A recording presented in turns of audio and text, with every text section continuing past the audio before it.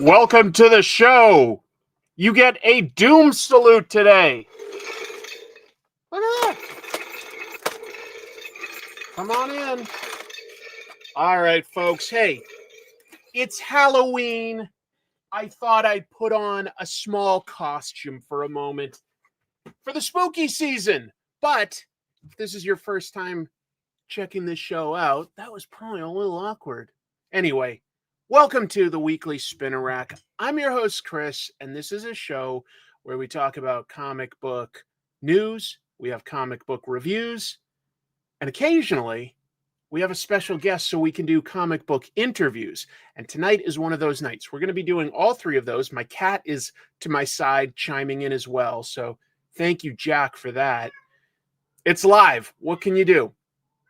And after we do interview, news, and reviews, I put together my top 10 favorite horror comics that came out this past year. We're going to make it a bit of a Halloween episode.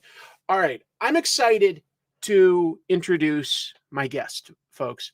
An artist and a writer who has worked for all of the big publishers. You know, he's had acclaimed runs on Wolverine and Avengers, DC's Salvation run. That's been in the news in the past couple of weeks since it got like a little hint at being entered into the DCU. Big history with Valiant Comics, and he's got his own crowd-funded comic that he wrote and drew. Folks, please join me in giving a warm welcome to my guest, Mr. Sean Chen. Sean, nice to see Chris. you. How are you today? Everybody. It's great to be on this side of the screen. So, yeah. Well, I appreciate you making some time to drop in.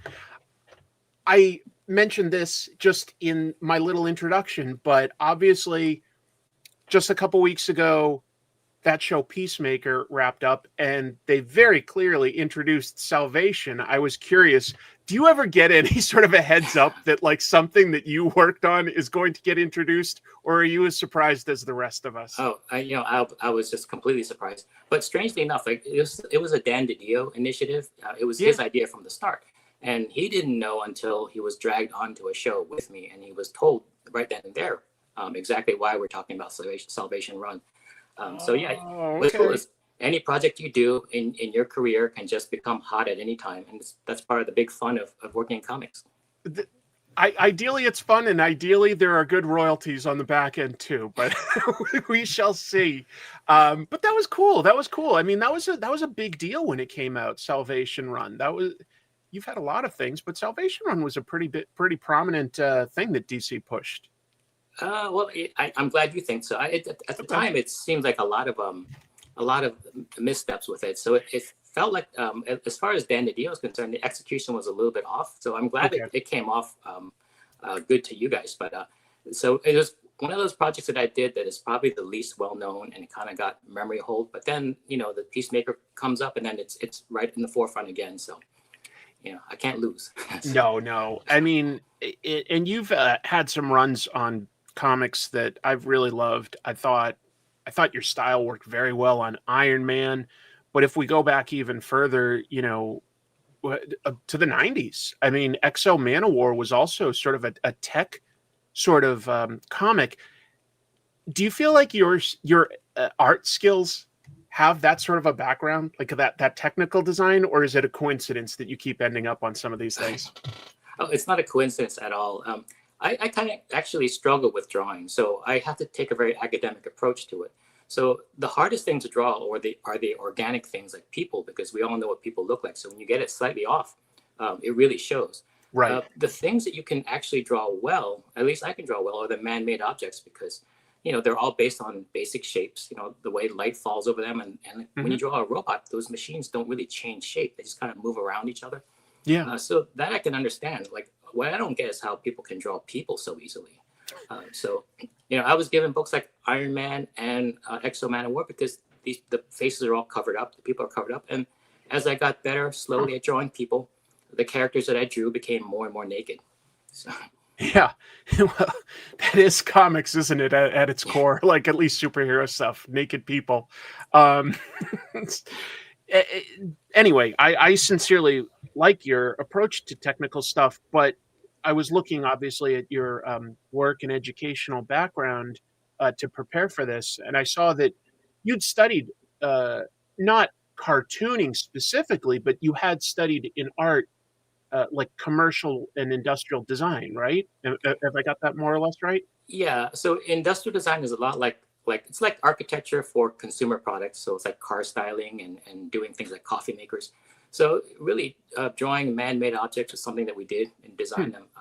So yeah, that was my focus for a while, and I think I loved comics more, except that it's hard to go to school for that. So I went to Carnegie Mellon, and it was it was a good Wow. school, and there's no like comic book major.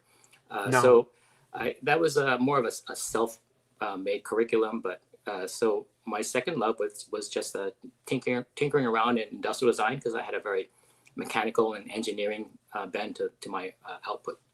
Does that mean that you were studying programs like AutoCAD or whatever version of it Well, that they had back then? I am so old that there was no that back then, really. Okay. So it was in its infancy. So Carnegie Mellon was kind of on the forefront of all of that. But They're a great school. um, even then, I was still. It was so long ago that it was just in the beginning stages. Hmm. There was this room where people were. There was this gigantic machine, and someone said, "This is something that you can scan in a photograph and manipulate it. And it's going to be called Photoshop one day." And it was like the very first Photoshop giant machine in a basement in the computer lab. Oh, that's wild. Yeah. So how would people design, say, a coffee maker or something like that before there were like architectural programs? Was it all pencil and like compasses and stuff like that? Yeah, actually, I think it's a much better way to do things. I'm not sure exactly Hmm. how much creativity the computer allows, but it was back then. It was just like marker renderings. It was pencil, pens, rulers, and then we would do like rapid prototyping with using foam or wood and build these mock-ups. So it was Oh, very cool. tactile. Yeah, Yeah, tactile. Yeah, yeah. that's the word I was just about to use. But some of my favorite artists have been like tactile. Like I'm currently putting together an episode about like Richard Corbin, and I've studied Bernie Wrightson and stuff. And these were guys that would make actual models to study like the interplay of light and stuff like that. I don't think every Yeah. artist does that these days, you know? It's very important. Light logic when it falls over, it's part of the what we do the most. And I think it's quite often overlooked because you're trying to create the illusion of three dimensions in a two-dimensional medium, Right. and the way light falls over a surface without having to look at it for reference, just to figure it out. I think it's very important, and it's one of the reasons why the drawings can look very solid and very real. Yeah. I'd love to do a logic check on something. So on Wikipedia, it says that while you're going to school at Carnegie Mellon, that you were discovered by Barry Windsor Smith, who was obviously a huge part of those early Valiant comics. How much of that is accurate? Yeah, that's totally accurate. Okay. So I used to go to Comic Cons, like comic conventions, the local ones, and I met David Mazzucchelli, and he took a liking to me because I think he saw some promise there. So I would follow him around different East Coast shows. I actually ended up in San Diego Comic Con, and I met him there, and I was sitting with him. And then this representative, the publisher from Valiant, came over, trying to hire David Mazzucchelli. Yeah. And he says, "Well, I don't really do that stuff anymore, but this shy Chinese kid here does." So he brought me over to the Valiant booth, and then Wow. I was a big fan of Barry Windsor Smith because Weapon X was kind of serialized. Well, it was in that Marvel anthology, Comics Presents. Yeah. right? So I couldn't get enough of that because So good. my way of drawing is more like European because I was into heavy metal magazine, and this whole Okay. Kirby Buscema was kind of unusual to me. So he was the one artist that drew like real people. So when I met him, he gave me a very, very harsh critique. One that it could make a lot of people cry because it was so tough. But then I found out afterwards, like he really liked the stuff and he wanted to offer me something at Valiant. And the Wow. whole interview process was just to see whether like how I took criticism. Okay. So, yeah. So that was you handled it. Yeah. I, yeah. I think a lot of artists that have succeeded and been broken into comics. A lot of them do have that sort of story where they got at least one ripped to shreds critique by like a legend or at least some sort of a pro. And yeah, I guess it's a rite of passage. Yeah. There's so many different ways to break into comics, but it seems like everybody has to go through at least one brutal review at some point. Yeah, I mean, it just goes to it's a good way to check whether you're teachable, because some Yeah. people just aren't. So they kind of break you down and say like, well, it's just kind of like busting your chops just to see how you would learn under us. And so I passed the test. So then I packed my bags and moved to New York and worked in the Valiant offices for a while. That's wild. I mean, what an interesting time in comics, because obviously Valiant was, in every month's issue of Wizard at the time, and it was the hot thing. Like, it was Image and Valiant were just so popular in the 90s, and you went through that crucible of like getting all that attention. It was just dumb luck. I mean, the timing was just right for me. It was a combination of Valiant needing to expand their line.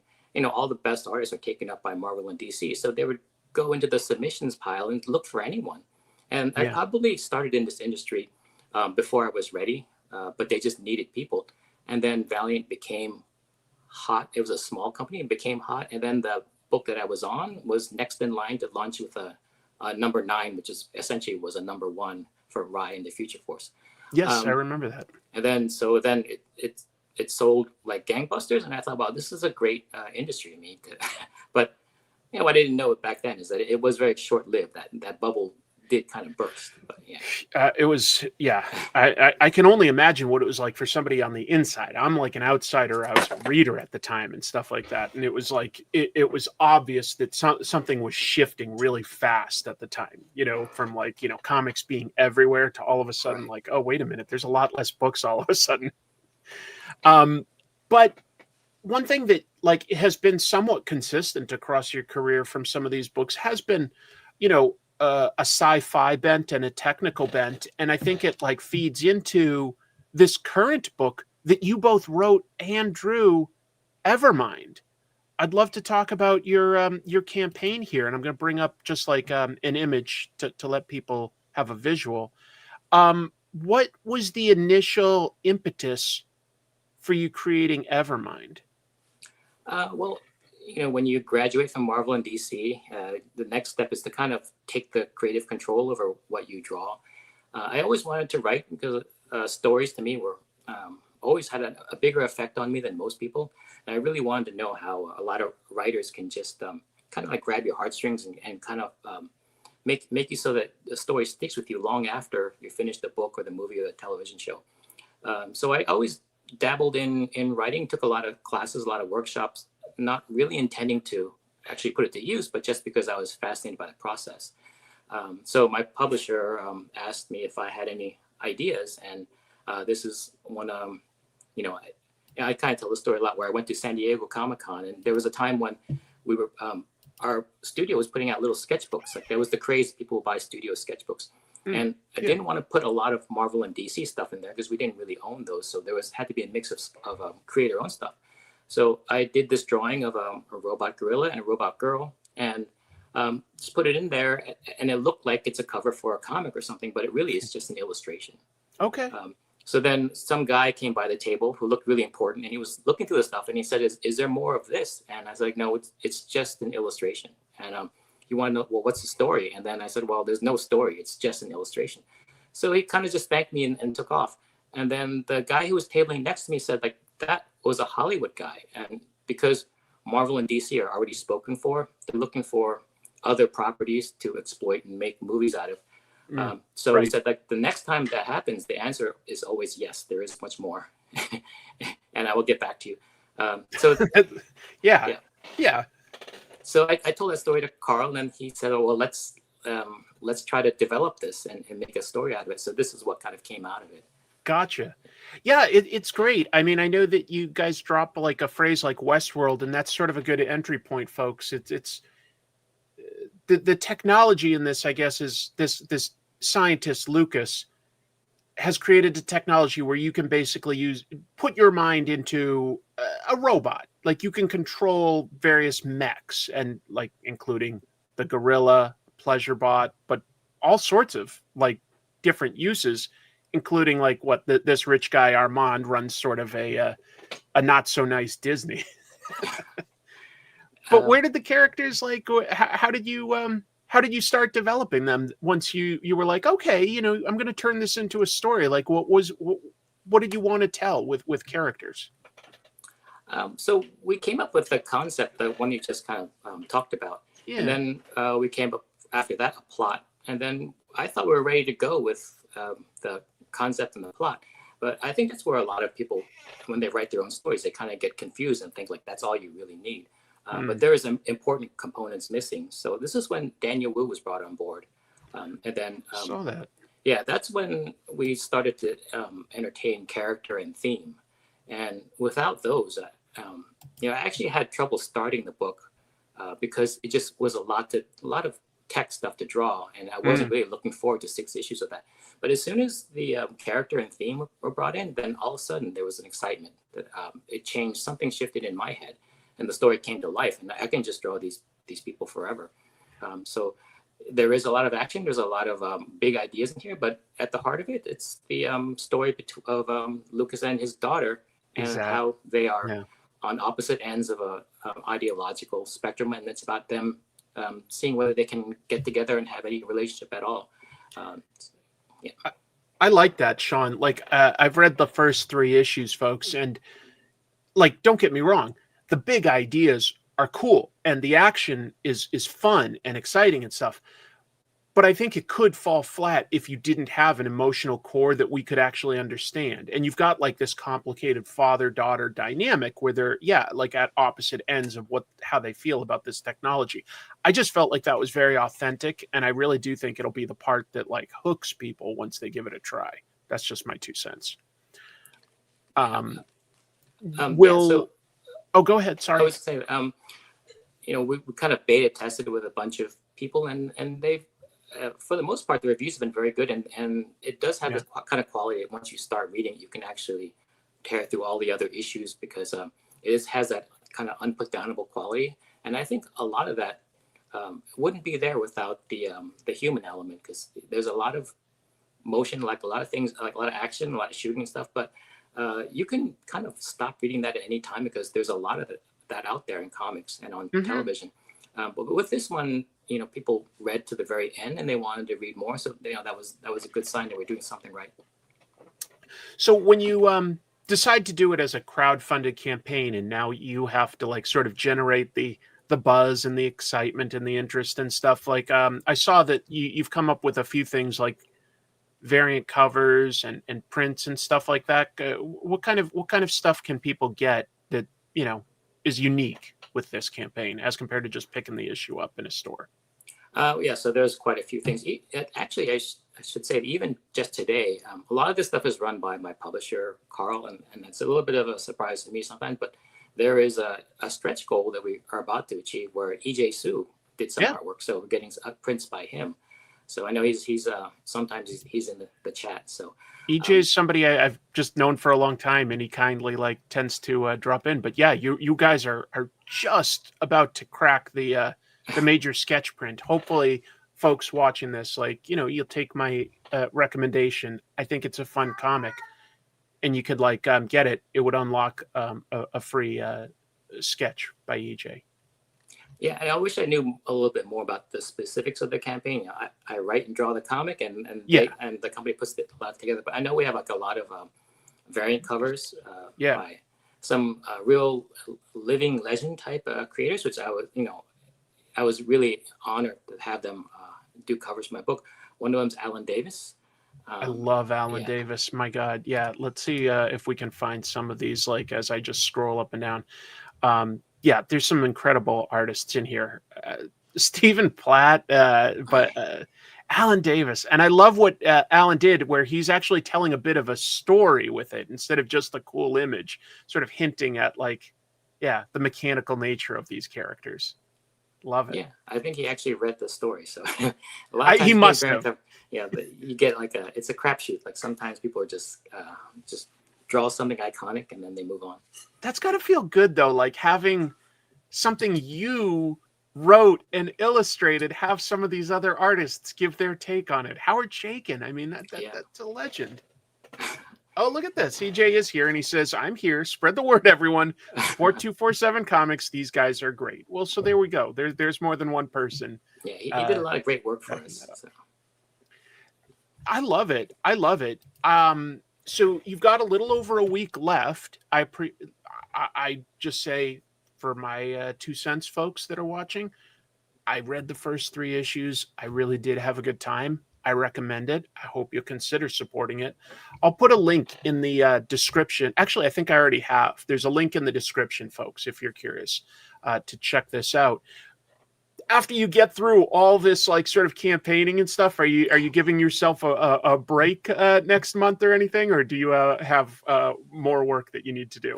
It's been kind of rough because I'm actually wrapping up the final pages of the whole series, and then I also have to Carl is very creative on the fly with this campaign, so I'm getting thrown lots of last minute projects to amp up the whole campaign, and then also trying to get on a lot of live stream and do a lot of shows to get the word out. So, usually I'm just sitting here in my basement drawing comics or drawing commissions or whatever all day long, and I don't talk to anyone. But then when it's campaign time, it's just a phase shift that I have to get used to. I just think it's so cool, though. Like, a lot of times I have on either writers or artists, and sometimes they do both things, but I haven't had a lot of people that have generated the whole project like you have, Sean. And it's really a huge accomplishment. So folks, just so you know, with this campaign, you get like all 6 issues. So you're getting like a complete story at this point. There was a Kickstarter for the first 3 issues. Now you're doing the next 3, but you could get the whole entire thing. Yeah, in digital form or in physical form. And I think that's the way to do it these days, both for budget, and I've talked to plenty of my viewers who live in places where either they don't have a comic store nearby or they've got a small apartment, and so they don't want to have the physical comics all the time, but they want to read comics. So yeah, I'm glad you're offering both. Yeah. So a lot of times when an artist writes his own story, a lot of times they would give themselves easy pitches to hit homers with. But for me, it's always been about the story. So the art always has to serve the story. And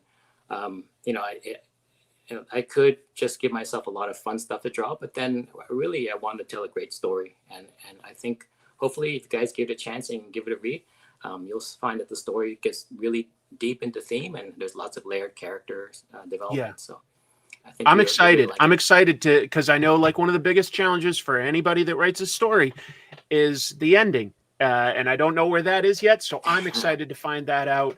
Sean, best of luck with this project. And I know we've often seen you here in the chat room. I really appreciate your presence. It was really nice to get to talk to you today. Yeah, likewise. Yeah, it's been a lot of fun. This has been great. So. Thank you, Sean. Best of luck with Evermind, folks. And again, the link for the Kickstarter in the description below.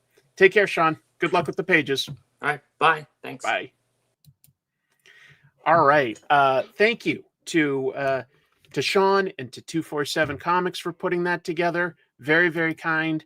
And I just noticed that there was also some super chats here. So thank you, Steve. I will consider my Diet Mountain Dew to have been granted from you. I appreciate that very, very much. Thank you, Michael. I'm not sure if I highlighted that or not, but look at that. Sean Chen, a talented hard worker and a kind person. Yeah, I got to bump into Sean and Carl Choi from 247 Comics at New York Comic Con. And I say that happened to because we were just walking around down in a very crowded artist alley at New York Comic Con. It was fun to bump into each other. Let's see, 2 more backers until the 300 signed print unlocked. Well, that's pretty cool. So yeah, look at that. We love Sean. Thanks, Sean. Nice to see you, Dave. Nice to see you, Beowulf. I agree. He really is. I think that there's so many great artists in our field. And I've seen lots of his art over the years. I read his Wolverine run, his Iron Man run. But this was exciting for me to get introduced to his writing, and I go, oh, he's got some chops there. He really does. So that was fun for me. I hope it was fun for you. Tell you what, in a moment, I'm about to get into the news. Let's see. Are you going to remake Mountain Dew Holiday Bruce? Sugar-free edition. I've got a really silly short video that I made once where I talk about how to make your own Mountain Dew Holiday Brew. Thank you for that obscure poll there, Steve. Thank you. All right. Tell you what, why don't we jump right into the next segment? Because I've got a lot of show tonight and we'll keep it running. Let's do news. We're sitting on top of the story of the century here. Put an ad on the front page. Cash money for a picture of Spider-Man. He doesn't want to be famous, and I'll make him infamous. Hi, guys. This is April O'Neil from Channel 6 News, and I am here in beautiful New York City.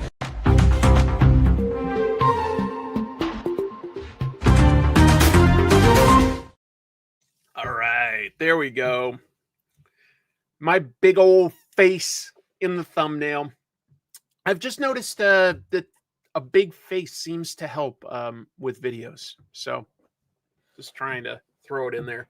But then it's like, how do you, when you do a show like this, where you're talking about a bunch of comics that came out for reviews, you're talking about a bunch of comic book news, how do you like boil that down? There's always a million things that I want to put in. It's very hard.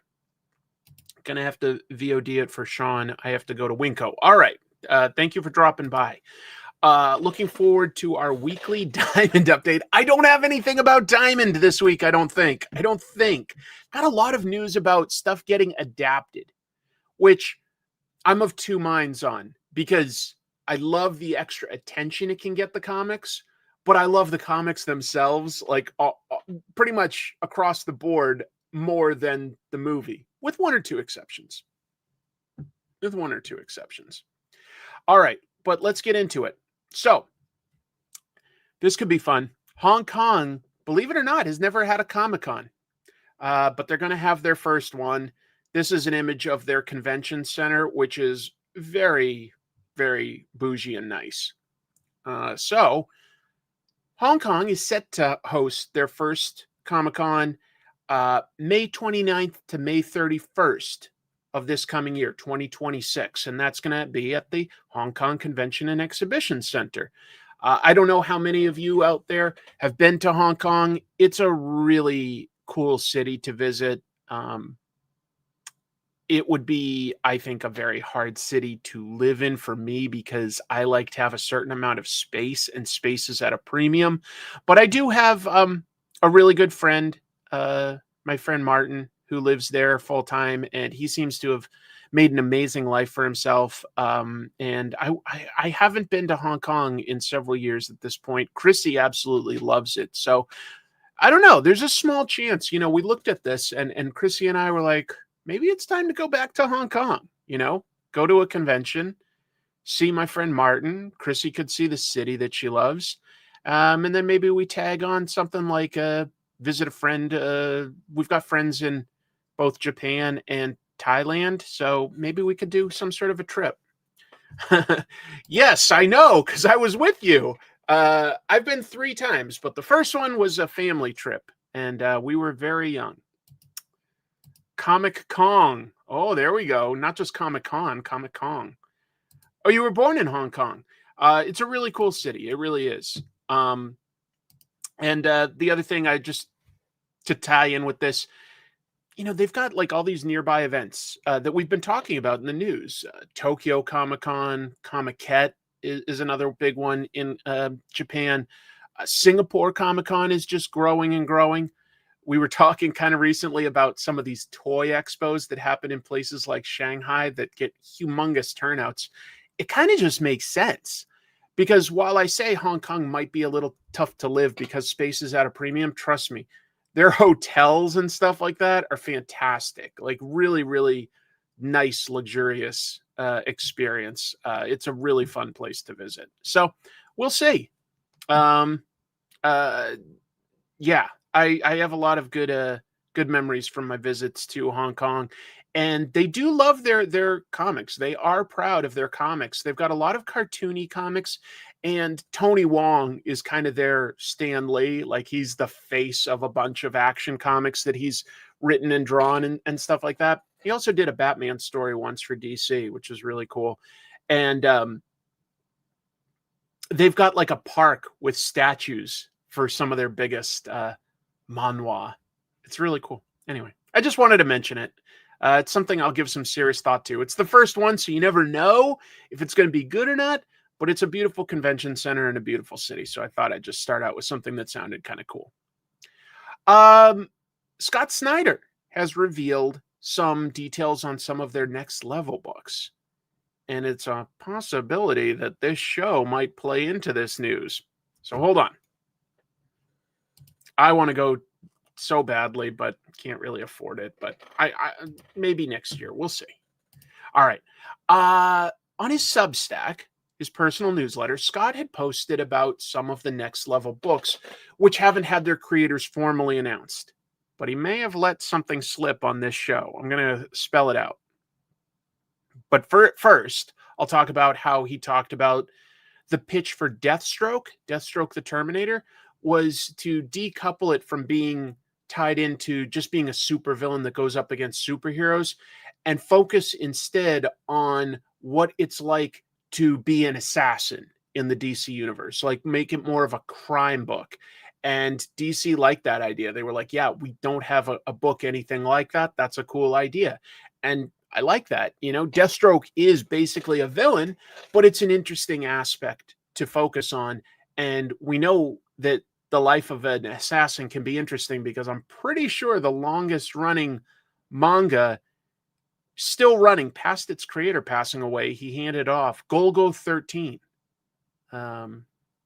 Duke Togo is an assassin, and that manga is still going. Really, really long running.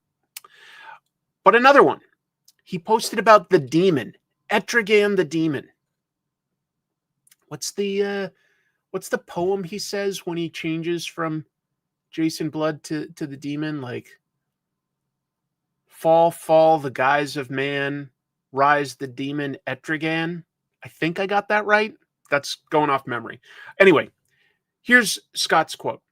I don't think we announced who's on the demon yet, but for me, the demon was a similar project. I went to somebody I love and was like, look, I think you're fantastic. What do you want to do? And they wanted to do a horror book. And then they started talking about the demon, and the pitch was unbelievable. We just built it out together where their pitch was essentially a book that allows you to walk right in knowing nothing about the demon and just be completely enveloped by this awesome mythology about a guy who's cursed with this alternate demonic presence inside of him, Etrigan the demon, that comes out when he doesn't want it to and fights other demons. And it's just awesome. It's a straight up horror book. So if we look at this, what words are said here? The demon was a similar project. Okay. I think you're fantastic. What do you want to do? And they wanted to do a horror book. Let's listen to something Scott said on this show a couple weeks ago. So it's all artists first, yeah, huh? So, like, for example, I'm not allowed to say, like, what James Aaron is doing. He's one of my favorite artists. Love him. And is on the Absolute Batman Annual, and is amazing with Daniel Warren Johnson, and is oh my God. Good friend. But, like, I went to him, we were in Italy at a convention, and I was like, dude, you're a monster. I want you over here at DC. And he was like, well, I really want to do this. Like, I said, what do you want to do? And he was like, I love horror. I was like, okay, what do you want to do? And he was like, well, this, but, you know, I don't know if they'll do that. And I went to them, and I'm like, look, this guy's amazing. Nick Dragata just blew up. So, in my opinion, that's incredibly similar language, where he posted about this unknown person pitching a horror book, but then told me about the unknown book that James Aaron pitched. Who knows? Not officially confirmed, but I think he kind of accidentally I think we can put it together, right? I think it seems like it's very, very likely that James Aaron is going to be doing the demon. And if that's the case, I think that's a very exciting fit. I think he's a really exciting artist. I hope it's true. I hope that, like, it seems to me like very similar language. Let's see. Between this and the Peacemaker theme song, you're breaking the entire comic industry with your investigations. Probably just putting 2 and 2 together here and there, but yeah. We'll see. I might be wrong. It just seems like very similar language. In one case, saying what an artist is doing, and in another case, saying what book somebody is working on. So we'll see. Just wanted to share that.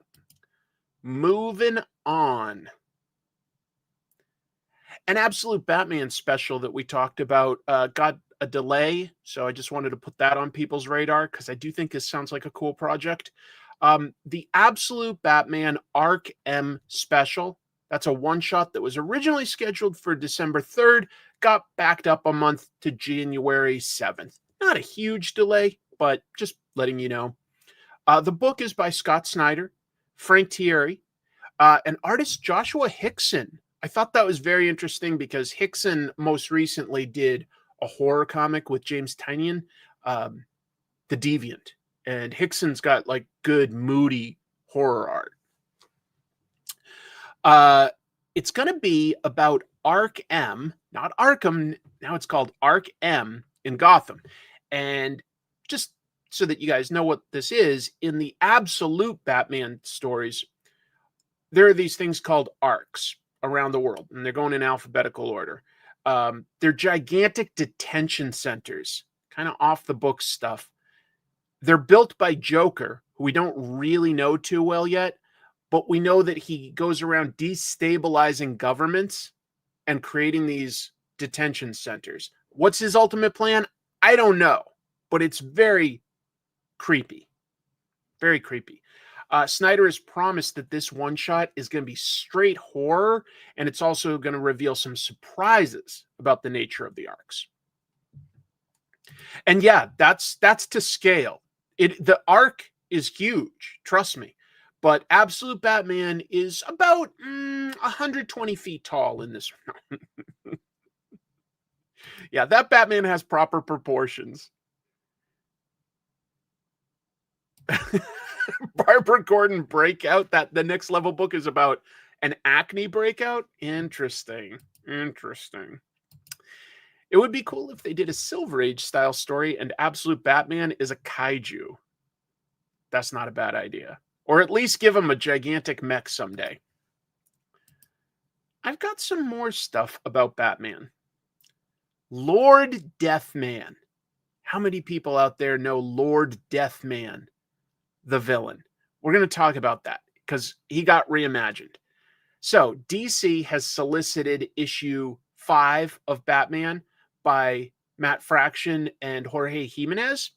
Over here, these are designs by Jorge Jimenez with a reimagining of a somewhat obscure Batman villain. Here's the solicitation that DC wrote. A night out with Bruce Wayne goes off the rails immediately for Dr. Annika Zeller. It seems her experimental crown of storms has marked her for death, and if they survive the legendary 000 gang, they'll still have to confront the sinister assassin known as Lady Deathman. Lady Deathman. I love that name. That's crazy. Deathman, if you don't know, was originally a villain in issue 180 of Batman from 1966, just before, kind of during, I guess, the show. I'd have to check the exact dates. It's a little more, but it wasn't campy. Deathman was this Japanese crime lord, and he had complete control of his body through rigorous yoga training so that he could appear to be dead, but it was all just tricks. He didn't actually have superpowers. LD Bat manga, I picked up all 3 volumes years ago. It's really fun. I'm going to talk about that. Yes, please boop, smash, touch, and caress the like button. Thank you. So that was just Deathman, to be clear. That was his name, Deathman. He just wore a skeleton suit. That same year, though, later that same year, Jiro Kuwata created the Batman manga, and he reimagined him as a villain called Lord Deathman. Now, he wasn't just Deathman, he was Lord Deathman. And again, he didn't actually have superhero powers, but he could like basically fake his death. And he was a crime boss. Grant Morrison then brought the character into regular continuity as now called Lord Deathman, like the manga, in 2010 in Batman Incorporated. So there has been a villain named Lord Deathman, and now there will be Lady Deathman, which is just such a weird, unwieldy title to have. And if you didn't know this and you were just starting with like Batman issue 1 and a villain called Lady Deathman showed up, I kind of love how confused you would be about all that. I love it. So anyway, yeah, a 1966 one-time enemy, now reimagined as this assassin. Chris, your Patriots are 6-2, number 1 in the division. Feeling good, feeling better than I have the last couple years. Trying not to get my hopes up too high. Thank you for the support, Steve. Very cool. Anyway, it's one of the weirder things in comics, and I love the weirdness of superhero comics sometimes. As long as we're talking about Batman, I'm going to talk about the backup stories for Batman Deadpool, because DC shared some of that stuff, teased it really for us. So DC's half of their Marvel DC crossover is going to be Batman Deadpool. That comes out pretty soon, November 19th. That's less than a month. It's $8.99, but it's because it's got a big main story and a bunch of backup stories. Main story by the team that gave us Klaus, if you ever read that comic, Grant Morrison and Dan Mora. Dan Mora, ridiculously hardworking artist. God, he's done so much in 2025. He's up there close to like, Jack Kirby levels of output for this year. I don't know how long it can go, but we'll talk about that. Anyway, Final Order cutoff is coming. So DC shared brief looks at their backup stories. These, which I'll talk about. And they have variant covers. They've got Dan Mora, Lee Bermejo, Mark Brooks, Jim Chung and J. David Ramos, Amanda Connor and Alex Sinclair, Nick Dragotta and Frank Martin, Jenny Frisson, Andy Kubert and Alejandro Sanchez, Jay Lee and June Chung, Jim Lee, Scott Williams, Alex Sinclair, Alexander Lozano, Sean Murphy and Simon Goff, Frank Whiteley. I hope I can get that cover. I really want it. Bruno Redondo has a gorgeous cover. Hayden Sherman, they did an amazing job. Bill Sienkiewicz. Ooh, that would be nice. Geez, I might buy more than one cover if I see it. Ryan Sook and Sozi Mayaka. But then we've got the actual backup stories. So first, we've got the Dan Mora, Grant Morrison main story. We have Doctor Strange meeting Constantine with art by Hayden Sherman. I love how Hayden has used the architecture to form panel breaks there. That is really clever. I've seen some innovative gutters and things like that this year by Hayden Sherman, by Jesse Lonergan on Drome, but I don't know that I've ever really seen architecture so intentionally used as a panel break. That's really pretty as all. I love that. I really would like that. I pronounced it right. Constantine. That's how Alan Moore intended it. Constantine. It's called Constantine anytime we actually talk about him, but it's supposed to be Constantine. Look at this one. Who would expect Harley Quinn and Hulk in a team up? But the art totally sells that for me. I'm excited about that. Nightwing and the Laura version of Wolverine. At first I was like, well, why them? But then you think about it and they're like, okay, well, they're sort of spin-off characters that came into their own and got their own titles, right? Like Laura Kinney wasn't exactly a sidekick to Wolverine, but kind of close. And now she's just Wolverine. Dick started as Robin. It makes a certain amount of sense. And then this is so cool. Dennis Cohen actually working on Static, a Milestone character. Static and Ms. Marvel, Kamala Khan meeting and being sort of inner city youth heroes. That really seems like it fits. So anyway, I'm excited. Oh, that's interesting. Hold on. Costumes are similar, probably more likely. But didn't Tom Taylor write both Nightwing and Laura? Well, he definitely wrote Nightwing, and I think you're right that he did write Laura. Oh, so that makes sense. I just hadn't put that together. I think DC might have put together the better of the two between like these Marvel DC crossovers. And I liked a lot of what was in the Marvel main story. It was fantastic. But this is rock solid. Like DC got together some great creators on some really, really good matchups. I like it. As long as I'm talking so much about Frank Whiteley, I was talking about Grant Morrison. Got something about them potentially teaming up again. That's always reason to be excited, folks. I mean, Pax Americana, We Three, All-Star Superman, they just, every time they work together, new X-Men, every time they work together, it's something special. Well, the reason I'm talking about this is because Grant Morrison did a Reddit Ask Me Anything to promote the Batman Deadpool story that they're writing. Here's some quotes. Quitely is working very, very slowly, only he could say that, on an odd take on the zombie genre that I came up with. It may be available to read when the first colonists reach Mars. I've written 40 pages of that one. We'll see what happens. I'm curious to see that team tackle zombies. Right on. Right on. West Coast Avengers says the DC one is better. It's no longer an argument. It seems so good. It seems so good. Oh, and regarding Klaus with Dan Mora, he had this to say.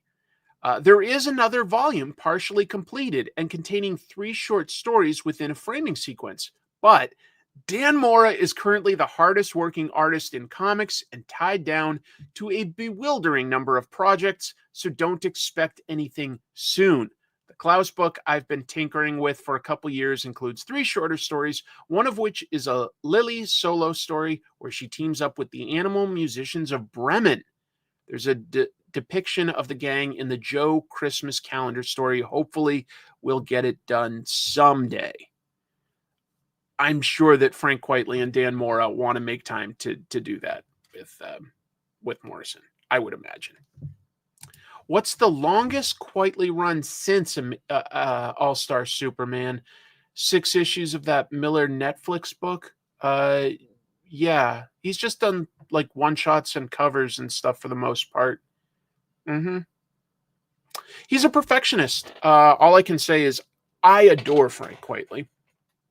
I know not everybody does, but he's an artist I absolutely adore. I think he's a master. I'm willing to wait, personally. When does Dan Mora sleep? Does he sleep? That is a question. Yeah, he did 1 issue of Ambassadors.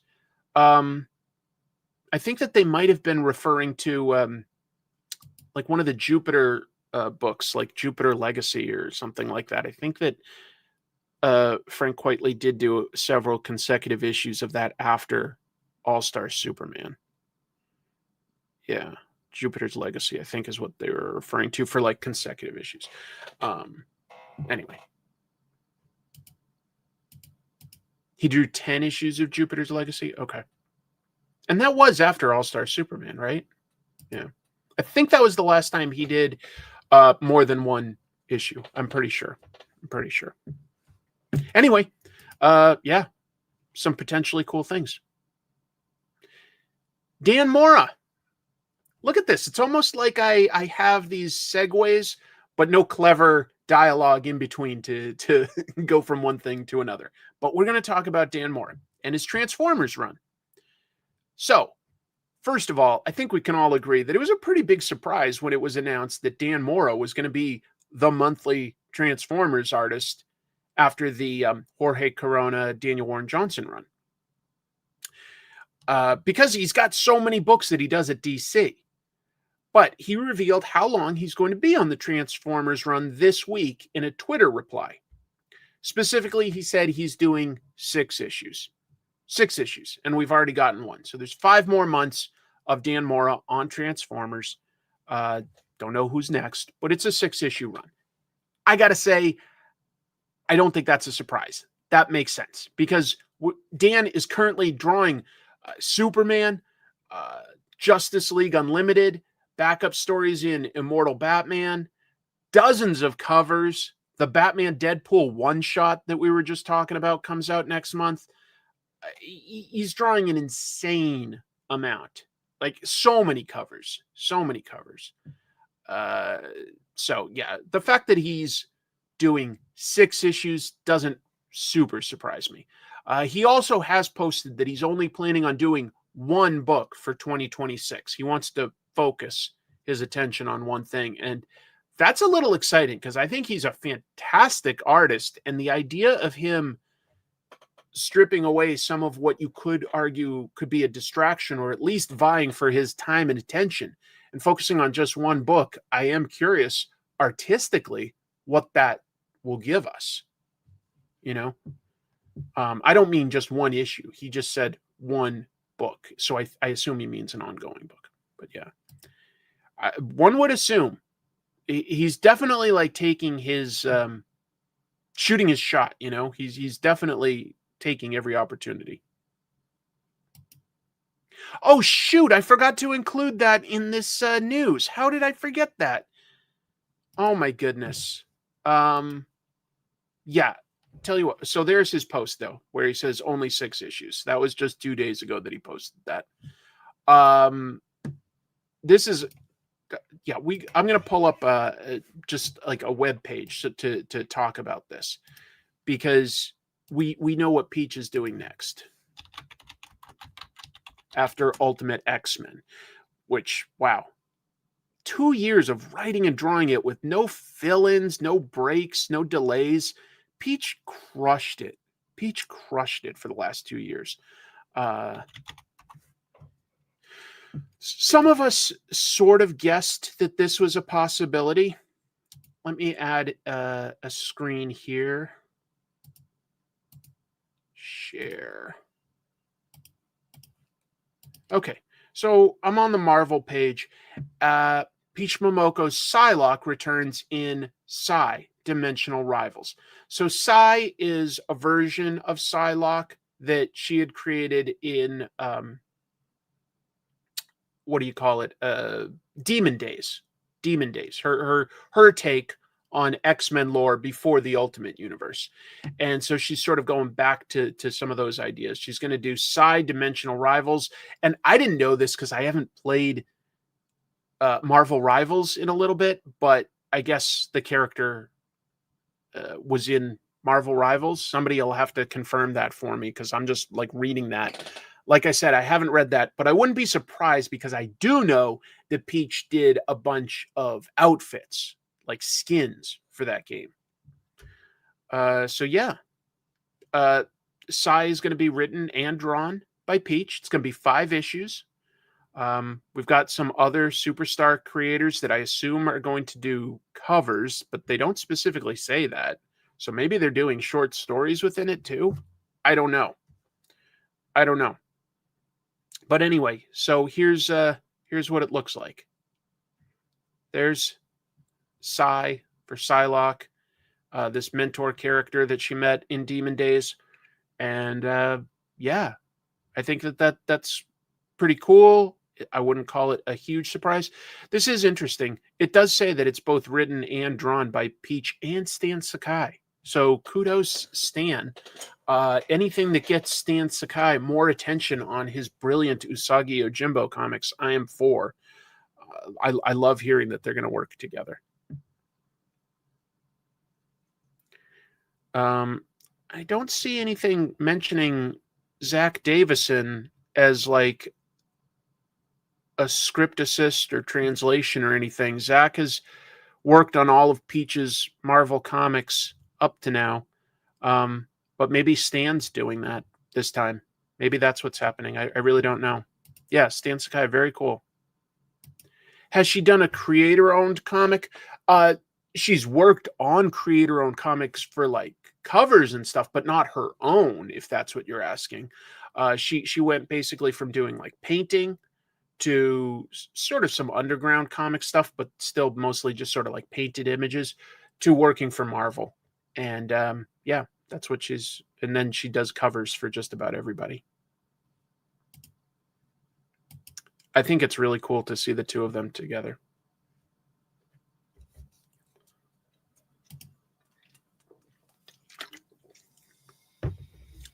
Oh, I didn't know that anybody would consider dropping the Ultimate line when there's only like 2 months or so left. That's awesome. Peach's mural is still up in Portland. I got to go down and see that sometime because I've never seen it in person. That's very strange to me that people wouldn't want to see the end of a story and would have dropped it with only a couple months to go. For me, that just, I want to see how a story ends. That's really interesting. Huh. I know where it is, Dave. I can shoot you the address sometime. Yeah, she does covers for everybody. By the way, Peach's husband, Mutsu, is he's got an email up for taking commissions at the show for not just Peach, but also for Umberto Ramos and Jim Mafood. So, yeah, Yomutsu is running all of that. I think that Peach may have filled up all of her commission slots for Tokyo Comic-Con in December, but she will be doing signatures and remarks the day of the convention. Hey, Darian, thanks for the super chat. UK here, so not usually awake to catch your live streams, but we just put our clocks back here, so I'm awake enough to say thank you. Oh, that's so nice of you. Well, thanks for jumping in and the support. That's really, really nice of you. Appreciate it. All right. Thank you, whoever reminded me that I hadn't included that bit of news within my document. I can't believe that that one slipped my mind, because it's big news. Peach Momoko working on any comic is always big news. All right, I'm going to go back to my document. Bear with me. Yo is like our dad handling these commissions. That's awesome. He's a hard worker. Really, really nice guy. Really nice guy. The Energon universe is definitely getting a cartoon. There were some details revealed this week.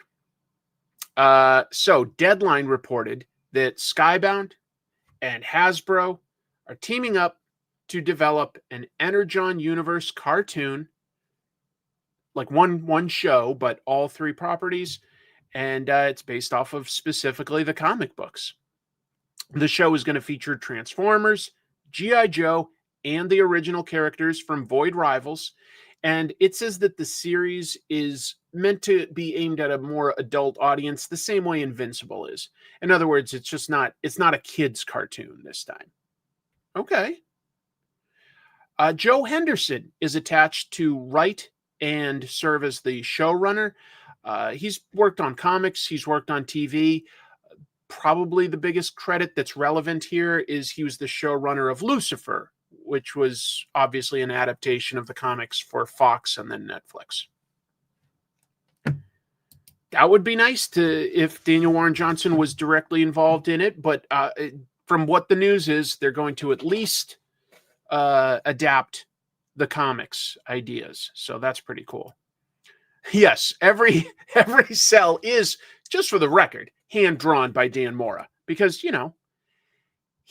it's hard for him to animate in real time, but with a little bit of effort and a little caffeine, he can definitely do it.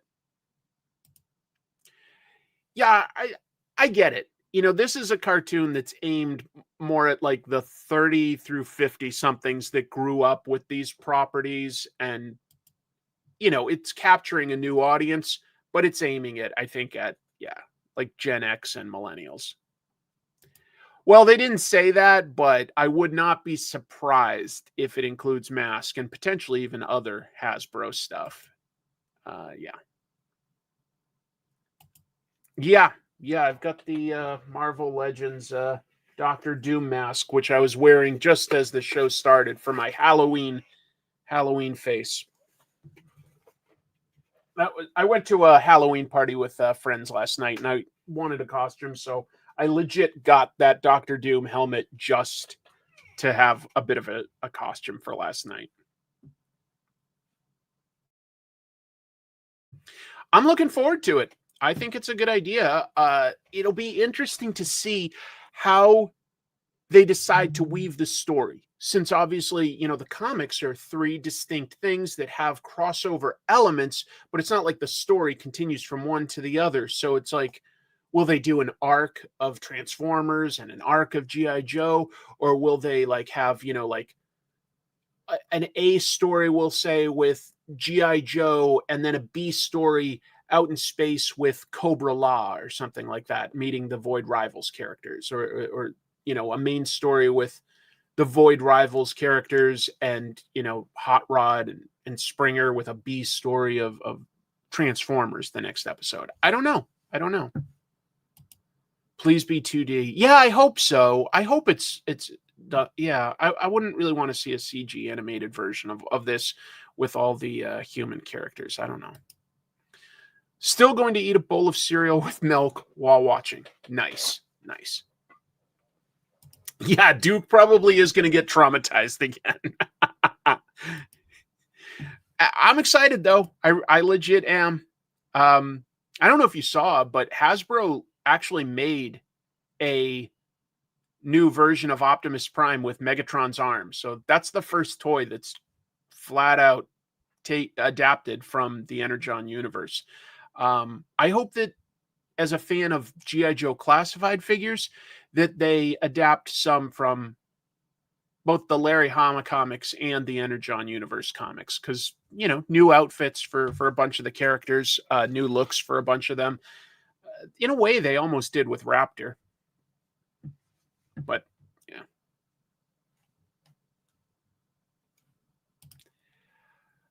Everyone is trying to make a K-pop Demon Hunters version for themselves. Let me talk about it. So first, I haven't seen it yet, but even without seeing it, I've definitely seen clips and heard some of the songs, and I feel bad that I haven't watched K-pop Demon Hunters, because one of my friends does do a voice in it. My friend Ken Jung, I guess, played their manager, Bobby, so I need to get around to seeing it. I do need to get around to seeing K-pop Demon Hunters, but it's been a massive hit. It's been a massive hit where even if you haven't watched it, you've heard about it. There's no official comic book version, I'm sure that there will be a comic and a toy and et cetera, but there's 3 publishers all sort of trying to capture the K-pop magic, K-pop Demon Hunters magic. So Archie Comics has something coming out, one comic coming out in January, and it's called Archie's Valentine's Spectacular. They describe it here as a fun K-pop Demon Hunters style story, along with even more romance-filled tales than ever. So, yeah, flat out using K-pop Demon Hunters there. Antarctic Press, they're just publishing 2 sketchbooks, and they've titled them Demon Hunters and also K-pop. So there's a clever way to use K-pop Demon Hunters. Just swap them.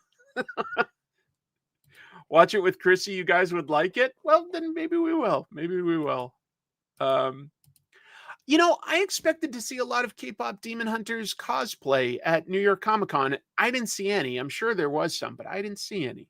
But yeah, it's probably aimed a little more at kids, so maybe there will be a lot of trick-or-treaters dressed up that way. Who's my favorite K-pop artist? You put a gun to my head, I don't know if I could even name one. Wait, does Psy still count? Gangnam Style? That might be about it. I'm sorry, it's just not what I know. And finally, Marvel is bringing, they've already got a K-pop superhero, to be fair, Luna Snow. They're giving her a one-shot where Luna, while on a world tour, because she's a music star, encounters a new K-pop star who may be a supervillain. I almost guarantee she is. I almost guarantee. Oh, you did see a K-pop duo cosplay. All right, right on. My wife has been K-obsessed for a year or two, and now K-pop Demon Hunters has my kids on the hook too. It seems so popular. It's the new Frozen. That seems like an apt description. Yeah, my favorite K-pop star is probably Bruce Springsteen. I like K-pop stars like Depeche Mode.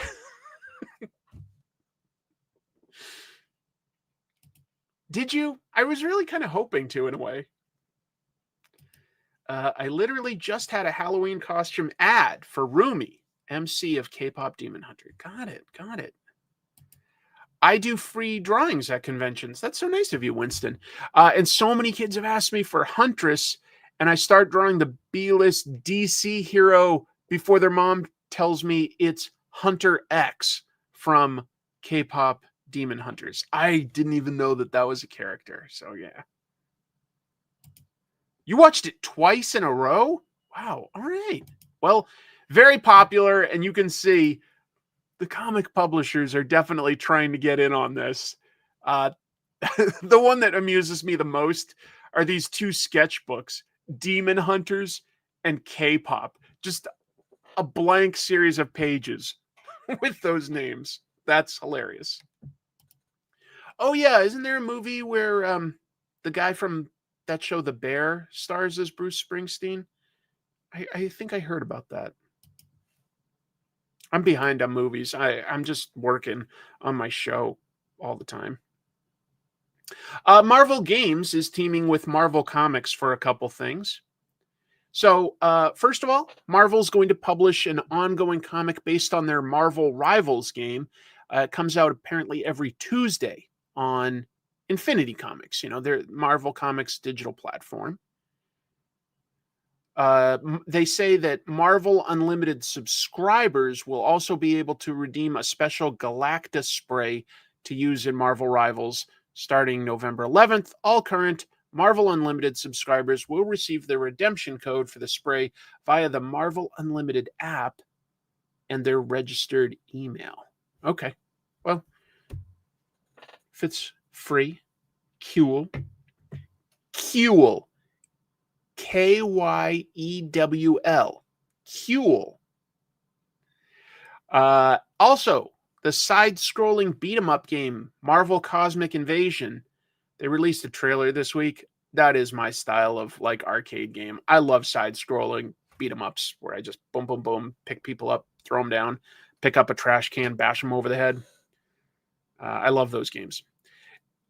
They've got that comes out December 1st. 15 characters that you can play as, not bad. To promote that, they've got 12 variant covers themed to Cosmic Invasion. Those come out in January and February. Could be fun. Could be fun in the sun.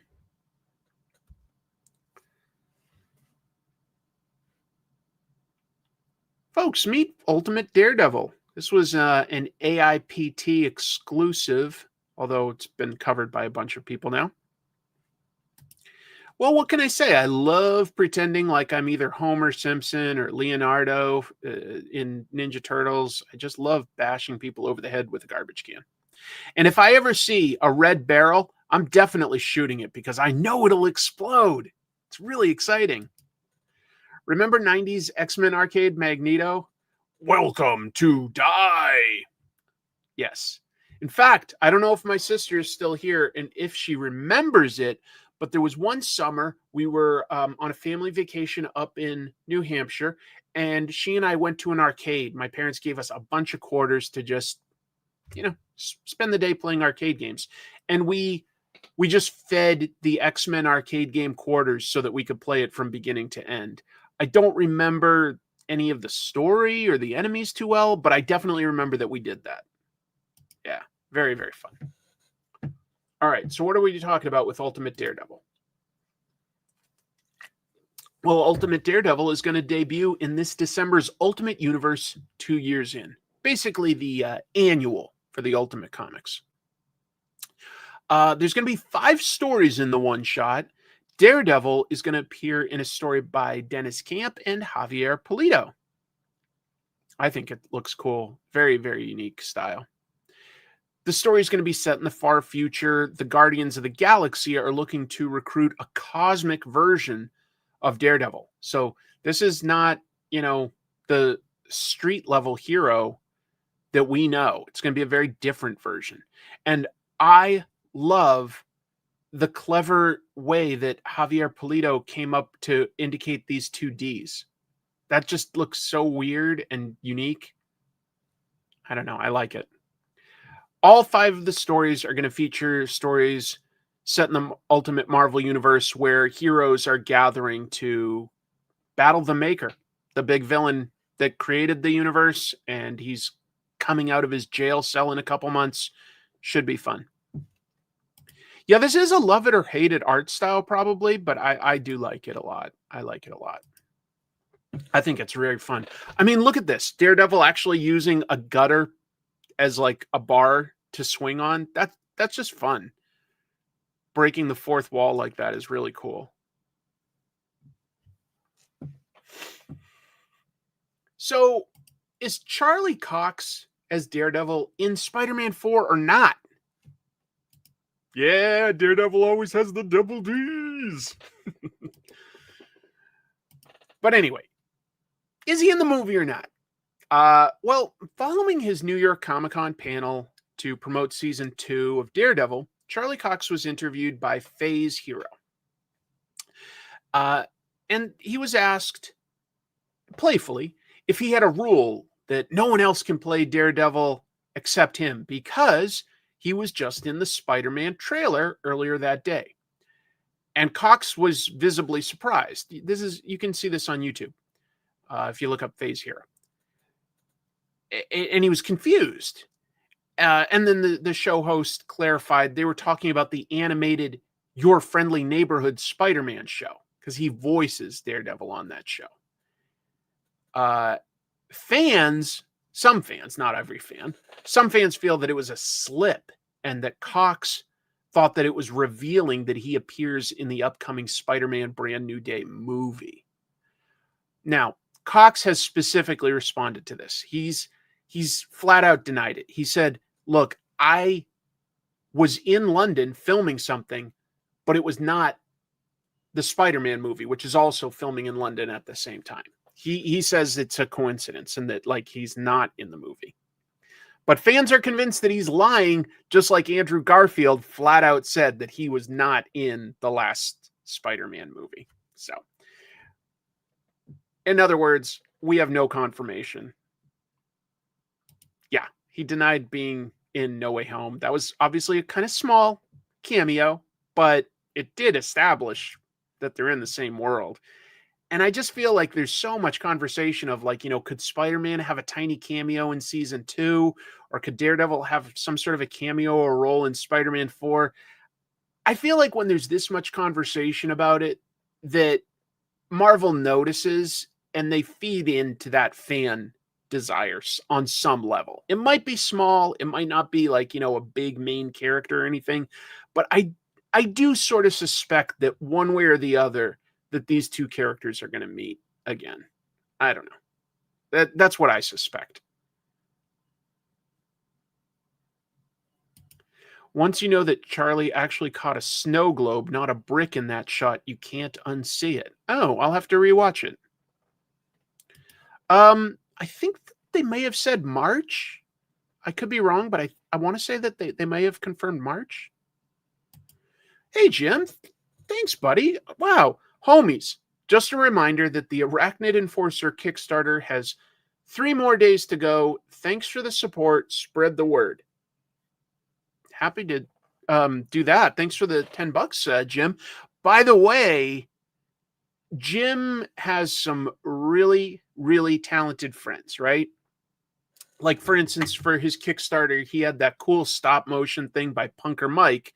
to promote Arachnid Enforcer. Well, now there's a 1 minute long black and white live action Arachnid Enforcer and Gangster Boogie battling like a mugger and saving a girl, set to this amazing 70s funky music. It's awesome. I shared it on Instagram and on Twitter because it's so damned cool. It's just one of the coolest promotional things I've seen to promote a Kickstarter. So you got to find it. Jim posted it to his socials. Like I said, I posted it to mine on Twitter and on Insta. It's really, really cool, guys. I just really want to. So thanks, though, Jim. I appreciate that, the support. Let's see. Stephen A. Soria directed the live-action Arachnid vid. It's on the Jim Mafood YouTube page. Oh, right on. That's awesome. If I pulled that up, I don't think it would play the audio, so it loses something, folks. The song is incredible. It's so good. Just 70s funkadelic. It just all fits together so damn well. I'll keep going with some news. Avengers 800. There's a bit of a celebration for that. Look at this art. I love this. I love this. So, in January, the 34th issue of the Jed MacKay run on Avengers is going to be released, but that is also the Legacy 800th issue, so it's going to be extra big. The story promises to resolve the current storyline, which is Kang and Mirrodin, basically time travel enemies. Okay. To celebrate the story, this is the part I think is cool. Russell Dodderman drew this, a wraparound cover with the goal of drawing every Avengers member ever. Although some fans have asked if that's accurate because they say that there are some missing. For instance, a bunch of people were like, well, where's Songbird? And Dodderman actually answered this on social media. And he's like, well, that's a good question.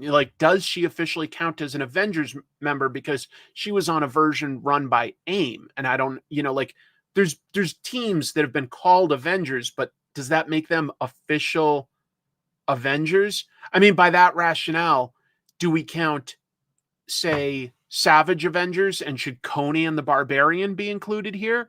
I don't know. Should Punisher be shown here? Because Punisher was on Savage Avengers. I don't know. It's an interesting question. And Dodderman said he's actually speaking with editorial to see if there's time to for him to fit in some more characters if they are really considered Avengers. I'd say in a way, no. Because at that point you kind of get everybody that's been in the Marvel universe if you count some of these other teams. But I like Russell Dodderman's art quite a bit. I think he's really good at fashion and stuff like that. And it's impressive to draw this many characters. George Perez was obviously really famous for being able to do these dynamic shots with hundreds of characters and stuff. But even just having them all lined up and still having gesture and body language that kind of leans into who the character is, Spider-Man's being a little silly here, Hawkeye's being kind of cool, posed to the side. Looks like Kate Bishop's almost rolling her eyes. Beast and Wonder Man hanging out being bros. I don't know. There's some clever attention to detail with a lot of how he represented the characters here.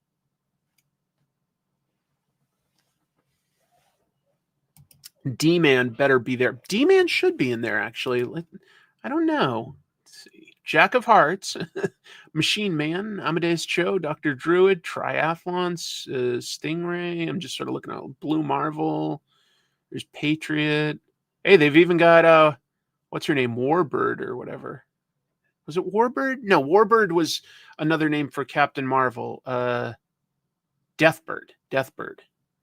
And there's Mantis. They've got the Young Avengers. They've got Dr. Voodoo.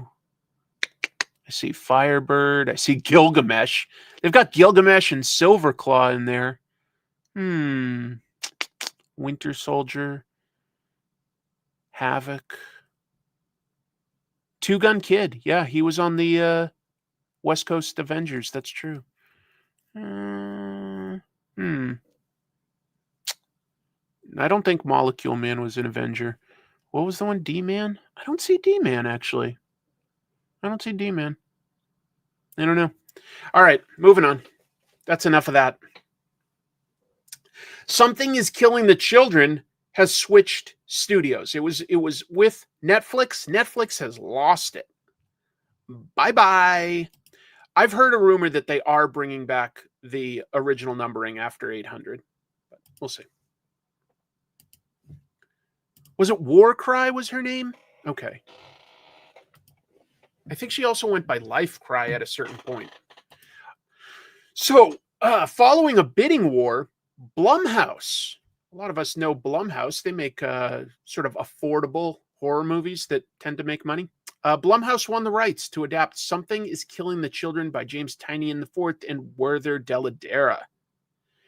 Blumhouse is working on two things: a live-action movie and an animated TV series. And interestingly, Tynion would be overseeing the TV version. I like that. Netflix did originally have the rights to adapt this. They kept sort of going through iterations, getting like people that would write it and stuff. They never quite got it. They were going to do a TV show version. They did let it lapse last year. So it went into a bidding war. Everybody wanted it.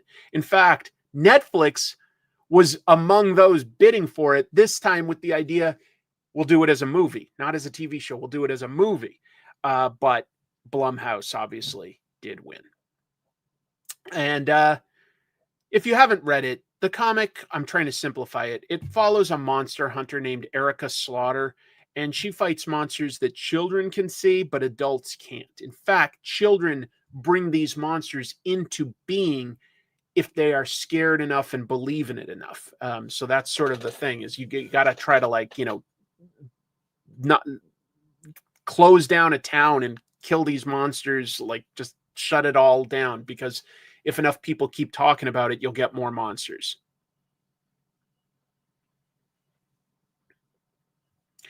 I like the idea that Tynion would be directly involved in the animated TV version. I also feel like I'm seeing a lot more attention at the idea of, like, well, let's do it as an animated movie or TV show. Whereas, like, for a while, everything had to be live action for an adaptation. But I think that when we see just how popular some of these animated things like the Spider-Verse, K-pop Demon Hunters, Demon Slayer, just how popular they are. You know, people like good animation. When your last name is Slaughter, you kind of have to go into the monster hunting business. Well, technically she had a different name, but when you work, she works for a monster hunting organization, the Order of St. George, and they have different houses, and you basically take the last name of that house, which in this case is Slaughter.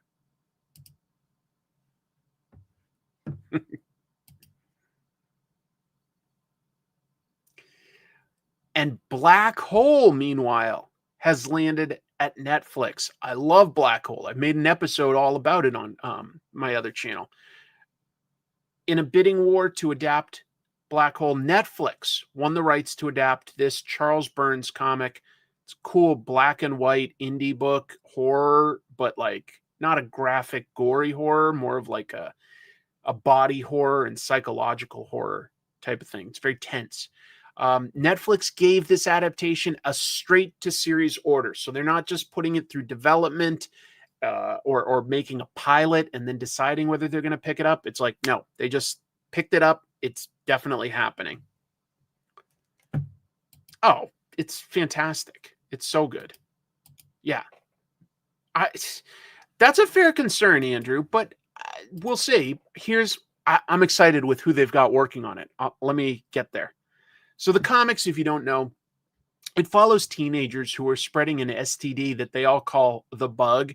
And what happens is when you get it, it changes your looks. It changes your body. It basically tends to make you look monstrous in a new and unique, scary way. Sometimes it can be a little subtle if you're lucky, but it always changes you. then it turns these people into sort of outcasts.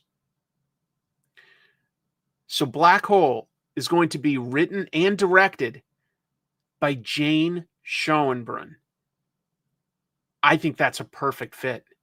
I don't know if any of you saw her movie, I Saw the TV Glow. I love that movie. Like, it's sort of horror. It's a really clever allegory, though, for someone being trans and maybe not admitting it to themselves, in my opinion. Although that would make sense, just because, to be clear, Schoenbrunn is trans. And I think that that's the kind of perspective that really might help Black Hole work on another level than what it even is as a story. I think it could be really cool. What service do I think will have the Energon show? Well, they're going to start shopping it around now that they've put the team together. So I don't know, but I would think that Amazon Prime might have a good inroad since they already do Invincible. They've had success with like The Boys. I would think that they might want it. It's not Disney's The Black Hole. Anyway, I didn't know that. David Fincher tried to adapt it, huh? Well, I really respect Fincher. That would have been interesting. But yeah, it's going to be a TV show, and I think that gives it the room to breathe that this idea needs, because it's mostly about different characters reacting in different ways. I don't think you can simplify it to just one quick through line of one character. You'd be losing a lot. Because there's a lot of characters in this.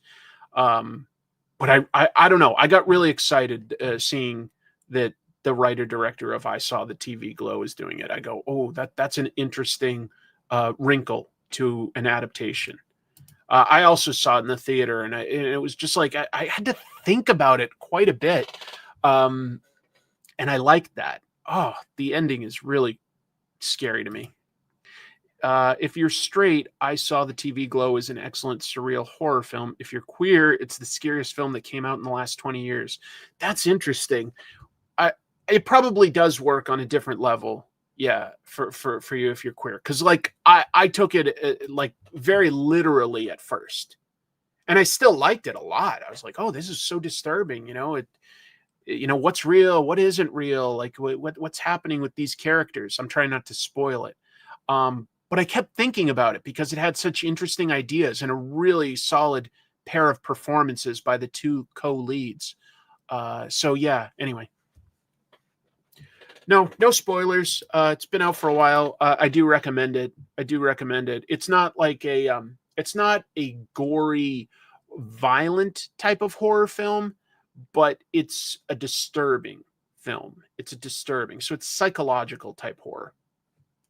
Yeah, the music, the cinematography I liked too. It was really cool.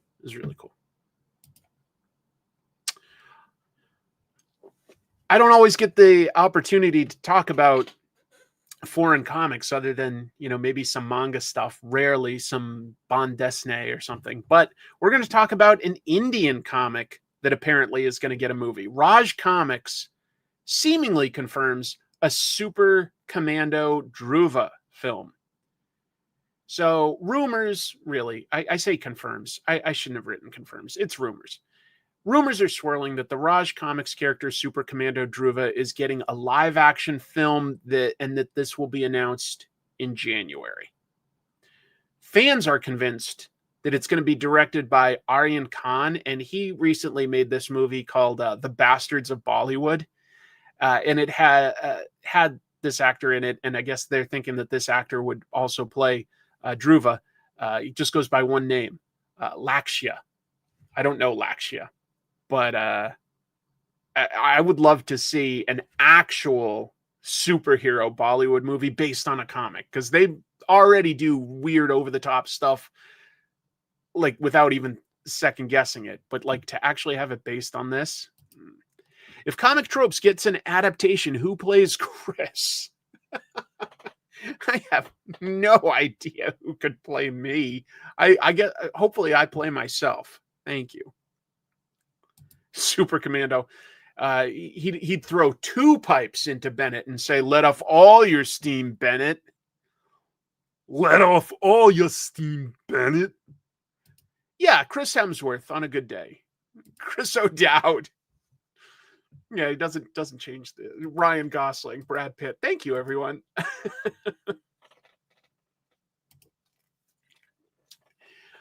The Hindustan Times reached out to the Raj Comics creator, Manoj Gupta. He and his family run Raj Comics. And he confirmed that the publication is close to signing a deal for multiple films, but he refused to comment on Arian's involvement. So that's why I say confirmed. They confirmed that there is a movie in development. They just didn't confirm who's working on it.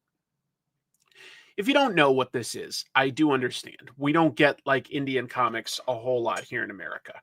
But this one is one of the more popular ones. It goes all the way back to 1987. And the main character, Dhruva Mehra, he's a captain of a government approved crime fighting task force. And he's kind of like Batman, basically, but without like the costume or secret identity. So he's a brilliant scientist. He's a brilliant detective. He's great at martial arts. He wears this like blue and yellow uniform, and he's got a star belt buckle that's kind of iconic. He can seemingly communicate with just about any animal, but that's not treated as a superpower. It's just Steve Agee. I'll take it. I love Agee. I would take it. Anyway, could be fun. We'll see what happens come January, whether we get like these big names or who's working on it or what. Closest thing we've seen to an Indian superhero movie is Monkey Man. Well, it depends on what you've watched. There are a bunch of, there are, to be clear, from India, actual superhero movies based on comics and original. There are, but this is a more popular comic. I can communicate with cats and dogs with a little effort. Oh, boy. Oh, man. I'm just getting shit on left and right here. That's me talking. That's not an impression. Oh, yeah, Paul Giamatti would be a good choice for me. All right. Mark Spears broke a record. He broke his own record. There were 362,000 copies ordered for Keenspot's Mark Spears Monsters #8 Winter Horrorland Rest in Peace Blind Bag Edition. So, no, I don't have any ongoing Diamond Comics news, but I do have some ongoing blind bag news. Hopefully that works. Let me look one thing up. Yeah. I got one related thing I'll show you guys in a minute. Oh, geez. Oh, geez. You guys just sort of shitting on me left and right. 75 of the most boring covers that have the same filter on them. Oh, my God. That's so mean. I like Mark's art. I understand it might not be for everybody. But Spears broke his own record. Last month, he had a blind bag. I opened one on the stream to see what it would be. 350,000 copies. Blind bag edition of The Monster and the Wolf. Monster and the Wolf. Keenspot said that they have, for this, over 80 covers available. They're all by Mark Spears. There's also going to be in there 25 golden tickets. I've got a golden ticket. I've got a golden ticket. That's me doing a perfect sing-song rendition of the popular movie Willy Wonka and the Chocolate Factory. Yeah, so you can get one of these 25 golden tickets, and they can be redeemed for a signed and remarked comic. You guys going to get it? I've got something sort of related to that to show you. There is now a Warner Brothers Comics mystery bag. So it's basically a blind bag, and you can get any of these sort of Dynamite comics, but like specifically the ones licensed off of Warner Brothers stuff. So yeah, it's already hit its pretty modest goal here. It's got 18 days. So if you guys are really into either some of these things like Thundercats or Silverhawks, Johnny Quest, Captain Planet, or you're into blind bags, maybe you'd want to know. They do have some pretty awesome artists. I'll definitely say that. Like, I'd like a Mike Mignola cover. Yes, please. Each blind bag has 5 big items in them. A metal or hollow foil variant, one of 8 new covers, a buyback issue from your favorite series. We've reclaimed, stamped, and signed by publisher Nick Barucci in a very small number of the hardest to find back issues. Oh, okay. A Warner Brothers comic blank sketch cover. Those are always kind of fun. And a Supernatural #1 ash can. Well, I am a big Supernatural nerd, so that's kind of cool. Anyway, I like blind bags because obviously I've I've got like the bags that I still need to clean up. I got the DCKO one, and I got the Monster and the Wolf one. But I don't know. I think that they're going to burn out the audience pretty soon, and that like anyone that's doing this as speculation is going to disappear overnight. That's my fear. But it's worth mentioning because it is fun. So I'm of two minds of it. What else do I have for news?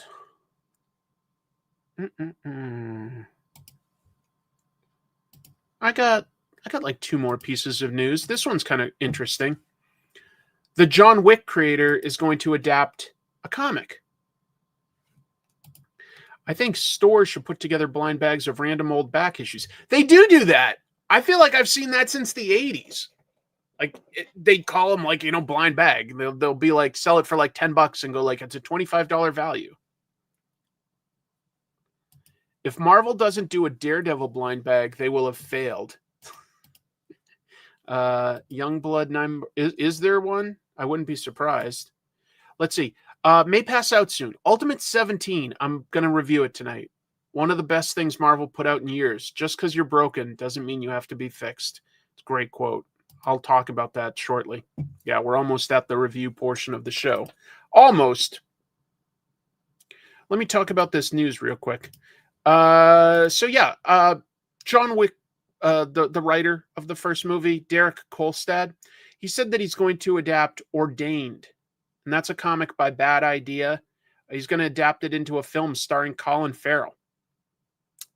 If you don't know, this is an upcoming comic, actually.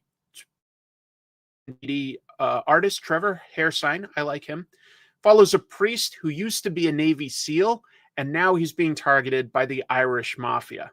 So he refuses to kill, but he's definitely capable of beating the crap out of anyone. And willing to do that. The comic doesn't come out until December, but basically Kolstad and Venditti, they work together on Planet Death. That's another Bad Idea comic. So once Kolstad heard about the idea for this, he grabbed the rights to make a movie adaptation. It's going to be a 3-issue series. I kick ass for the Lord. Anyone else know what movie that's from that Dave just quoted? I kick ass for the Lord. That's a perfect impression, by the way. That's a perfect impression. I'm going to wait for a minute and see. I have a splitting headache tonight. Oh, maybe I'm a little dehydrated from last night, now that I think of it. Yes, it is a Peter Jackson movie. Thank you. It's pretty badass. Oh, maybe that would be a fun one to talk about on Trash Movie Bonanza. It's not Crocodile Dundee. Brain Dead. Exactly. All right, moving on. The Phantom coming to Netflix. This is my last piece of news. This is a rumor. It's now been deleted, but there was a Twitter post by the Hollywood insider My Time to Shine Hello, where they claimed that Netflix is looking to adapt The Phantom. I don't know, maybe. If you don't know, but you probably do. Yeah, I probably do need more water. The Phantom was created by Lee Falk all the way back in 1936. Newspaper comic strip. First superhero to wear a skin-tight costume. First one, supposedly, to have his eyes whited out when he wears a mask. So, couple things that became tropes for superhero comics. He's also known as the Ghost Who Walks. The Ghost Who Walks. The Phantom is actually an identity that gets handed down from father to son, and the Phantom protects the fictional African nation of Bangala. Whoa, I lost. There we go. Phantom was last adapted, I believe, into one season of a Sci-Fi Channel show. That was in 2009. He might be best known for the box office bomb in 1996, starring Billy Zane. But the Phantom is cool. The Phantom continues to sell really well in Europe and Australia. They've got a new version by Mad Cave Studios here in America. I heard a story once that the Phantom really helped during World War II, and I'm trying to remember which nation was having the problems. I could be wrong, but I want to say Finland, okay? But one of these nations was like cut off by the Germans, and they weren't getting news on how the Allies were doing. All the news was like fake. They were saying things like, oh yeah, the Axis is bombing DC and stuff like that. The Allies are losing. But the Phantom comics were still getting shipped in from Sweden. And while they wouldn't specifically get, say, news from there, the fact that it was still coming from, these American comics that were getting published in Sweden and then getting shipped over meant that, the people were going oh, well, it can't be as bad as the news is telling us because we're still getting these American comics. And it was a source of, people were rallying around the Phantom comics during World War II, going no, I think, the Allies are doing all right. It might have been Norway. I said Finland, but it might have been Norway. I got to look it up. It's a really cool story. Now, to be fair, it's a story that got told by Lee Falk, and he said that that's what he was told. So I don't know if it's 100% true, but it's a nice story. The Phantom's cool. The Phantom has a lot of potential. Yeah, it has, I don't know. It's got a lot of potential. Let me talk about a couple things that I'm interested in.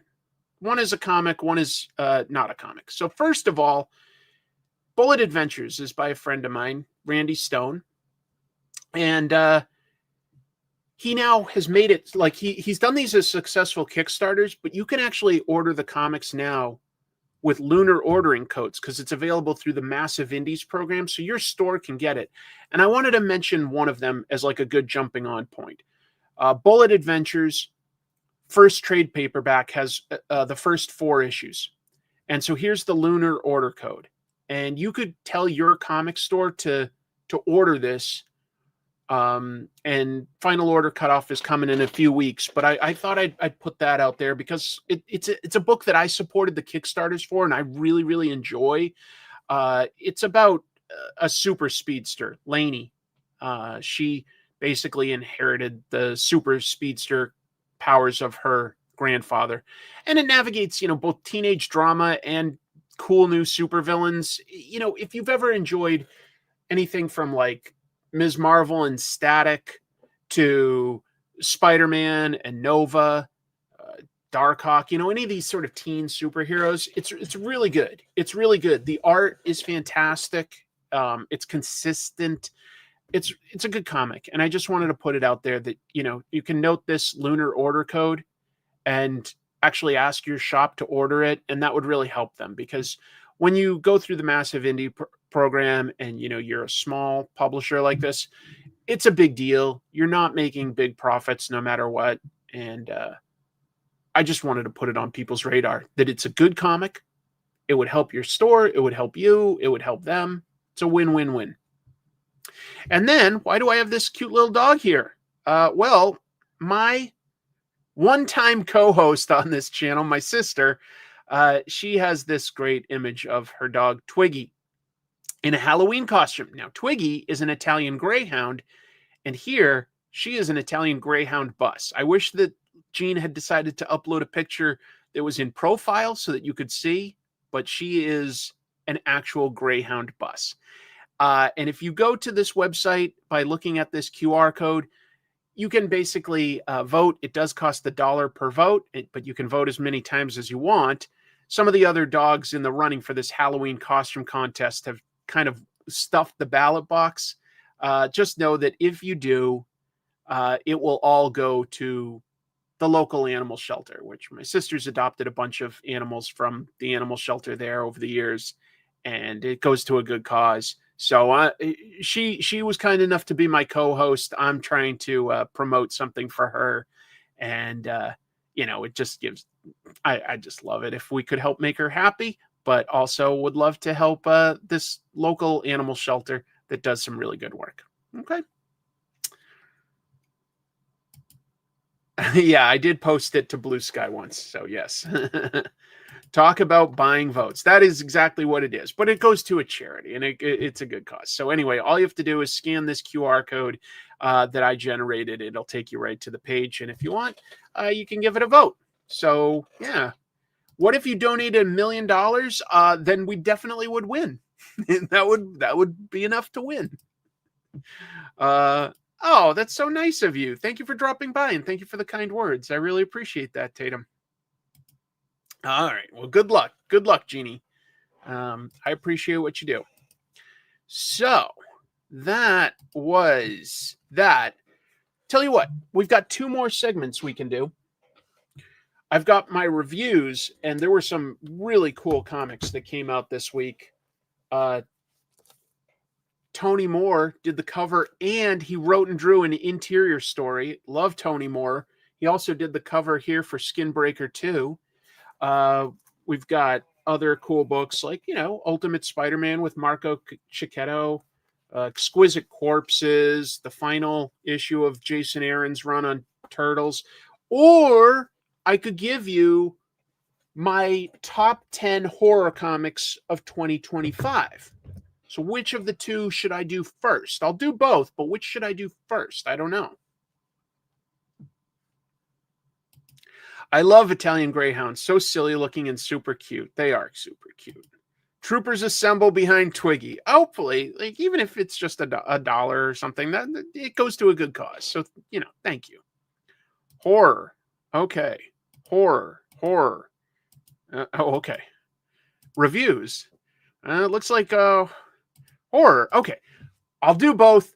Tell you what, I'm gonna go ahead and do the horror stuff first. So let me pull up a different, and this is a really simple document because I made this just a little before the show started, but I've got a document to help me. Okay, here we go. Top 10 horror comics 2025, and I hope you're impressed with the incredible graphic that I had no time to make.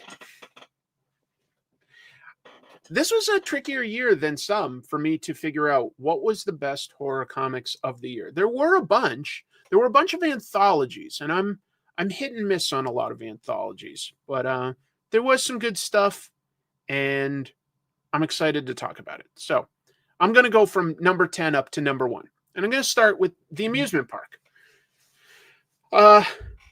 It's cool. This is sort of a novelty. It's an adaptation of a movie by George Romero, Dawn of the Dead, Night of the Living Dead, Martin, bunch of cool movies.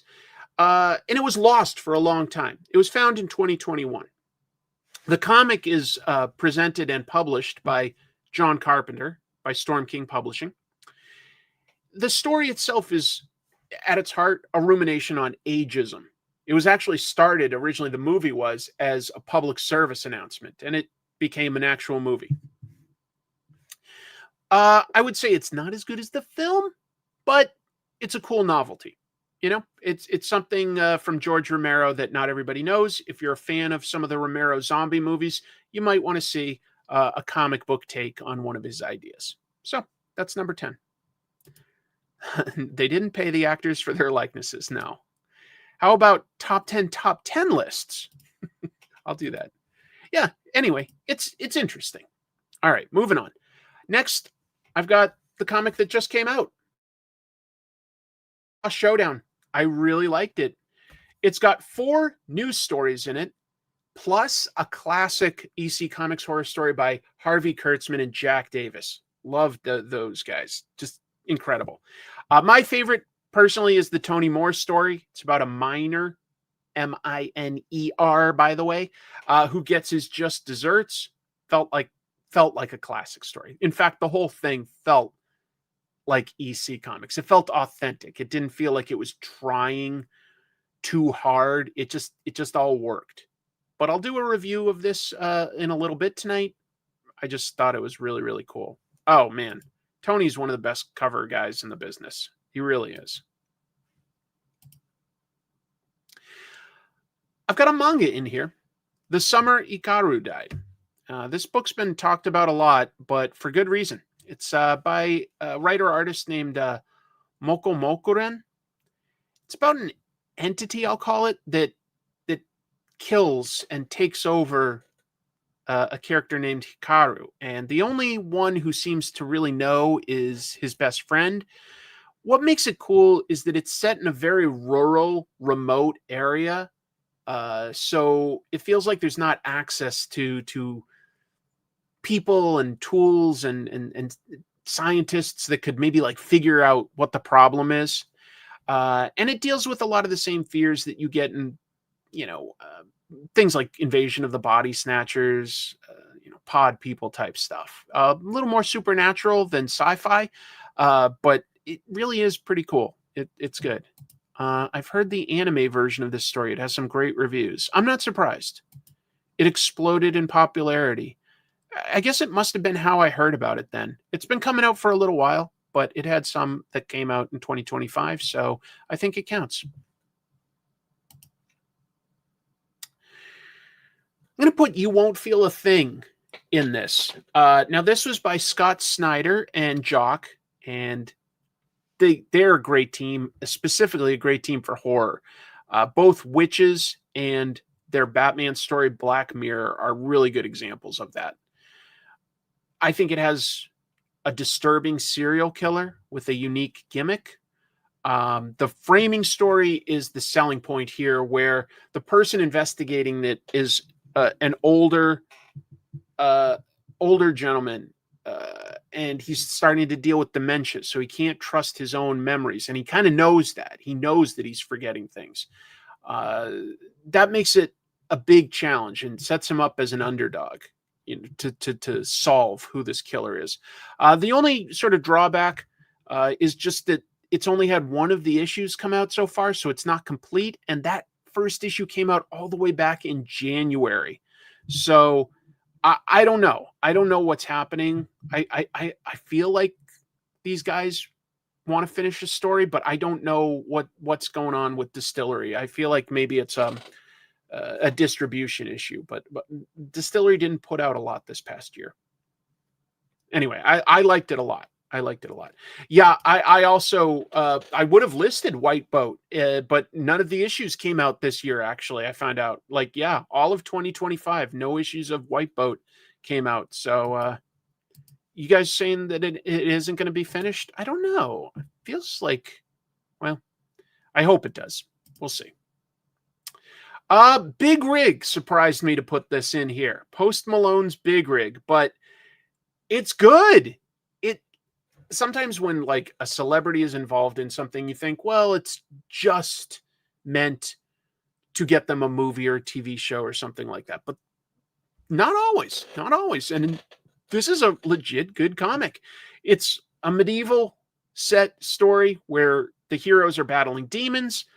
you've got some really unique characters that are very different from each other and each other's backgrounds, but they're cool heroes. They're likable.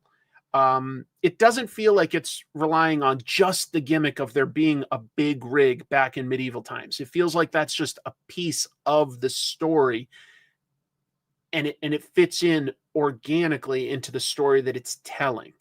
So I like that it wasn't just nothing but every issue, okay, we're going to use the truck to drive over bad guys. It's not that. It's really, really cool. And the art is something special. So, yeah. They had too much swearing for you. Fair. I can't believe they actually built the rig for New York Comic Con. They've got money. I do need a trucker hat now. I'm not much of a hat guy. I was pleasantly surprised is all I can say. And I'll be honest, the main reason I picked it up was because Jim Mafood drew a cover, and I wanted to get that cover because I liked it. Peach Momoko also did a really nice looking cover for issue 1, but it surprised me. It's a really cool story, I thought. Bitterroot, the next movement. What a comic. So this is by writers Chuck Brown and David Walker with art by Sanford Green. And it's just their own monster epic. 5-issue series that came out this year takes the Sangier family into the civil rights movement of the 1960s, but it also contrasts that with a story where, yeah, it seems like the monsters might actually kind of win. It's a real low point for heroes. It's a monster hunting family, if you don't know, the Sangiers. They go up against the Janu. And this series gave us more interesting lore about the monsters. I think you could argue that it's not straight horror, but because it's got family drama, it's got action, it's got some social commentary, but I would consider that a plus, that it weaves horror into all these things. I think that it is better because of all these disparate genres, and it's got a consistent tone despite all those. So yeah, really, really special. Really, really cool. Where Monsters Lie, Cul-de-sac. This had 2 of the 4 issues were published this year. 2 were at the very end of last year. It's by writer Kyle Starks, who was on the show not too long ago. Artist Piotr Kowalski. It's gory. It's hilarious. And it basically, it satirizes the tropes we have in various forms of horror, where various sort of killers and monsters and stuff live in a community that's sort of protected by some overseers. And yeah, it's like I say, it's really funny. It's really violent. It has some great twists and turns with the protagonists. But if you like horror, this really does get to the root of why horror works and why it can sometimes feel like certain movies or sequels to movies don't work, and plays with that for fun, but it still gives you a really satisfying horror story. Loved it. Loved it. Loved it. Exquisite Corpses. Certainly, out of everything I'm talking about, probably the second most publicity. It's got James Tynion on it. It's got Michael Walsh. He did horror like Silvercoin. And then it's got a bunch of guest creators that step in every issue. Although it fits because, well, that's the type of story it is. It's got chapters essentially. So it lends itself to having guest creators come on. And Exquisite Corpse is also the title for when you hand a story off to different people and they just keep continuing it. It's got fantastic original villains, all sorts of different killers. It's got very diverse kills. Some people use knives, some use poison, some use fire, some use their fists. It's crazy. It can be tonally pretty different issue to issue because of some of those guest creators, but some people might consider that a minus, and I can understand that because I do like some issues a little bit more than others, but I overall consider it a plus because it's part of the premise. It's baked into why this exists, and it's fun to see people play in the same playground. Yeah, I think it's really cool.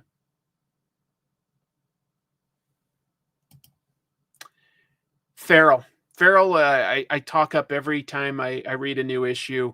I think it's incredible. It's by Tony Fleeks and Trish Forstner. It's an epic, which I don't think horror gets an epic too often. It's got, our protagonists are all different types of cats from different homes or from, living on the streets and stuff. So they've got very different personalities.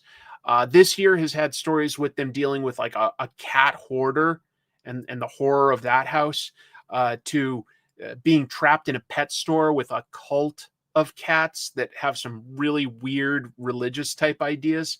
It's essentially a horror version of either, you could say, The Odyssey, you could say Watership Down. I don't know exactly where it's going, but it keeps moving forward and it never gets stale. And that really benefits horror when you don't get stagnant. You just keep surprising people. Let's see. Last Exquisite Corpses issue felt like the perfect Halloween comic. Yes, sorry, I stuttered that one out. And that one came out this past week, right? Where is it? Yeah, issue 6. I'll be reviewing it in a little bit. It's really strong.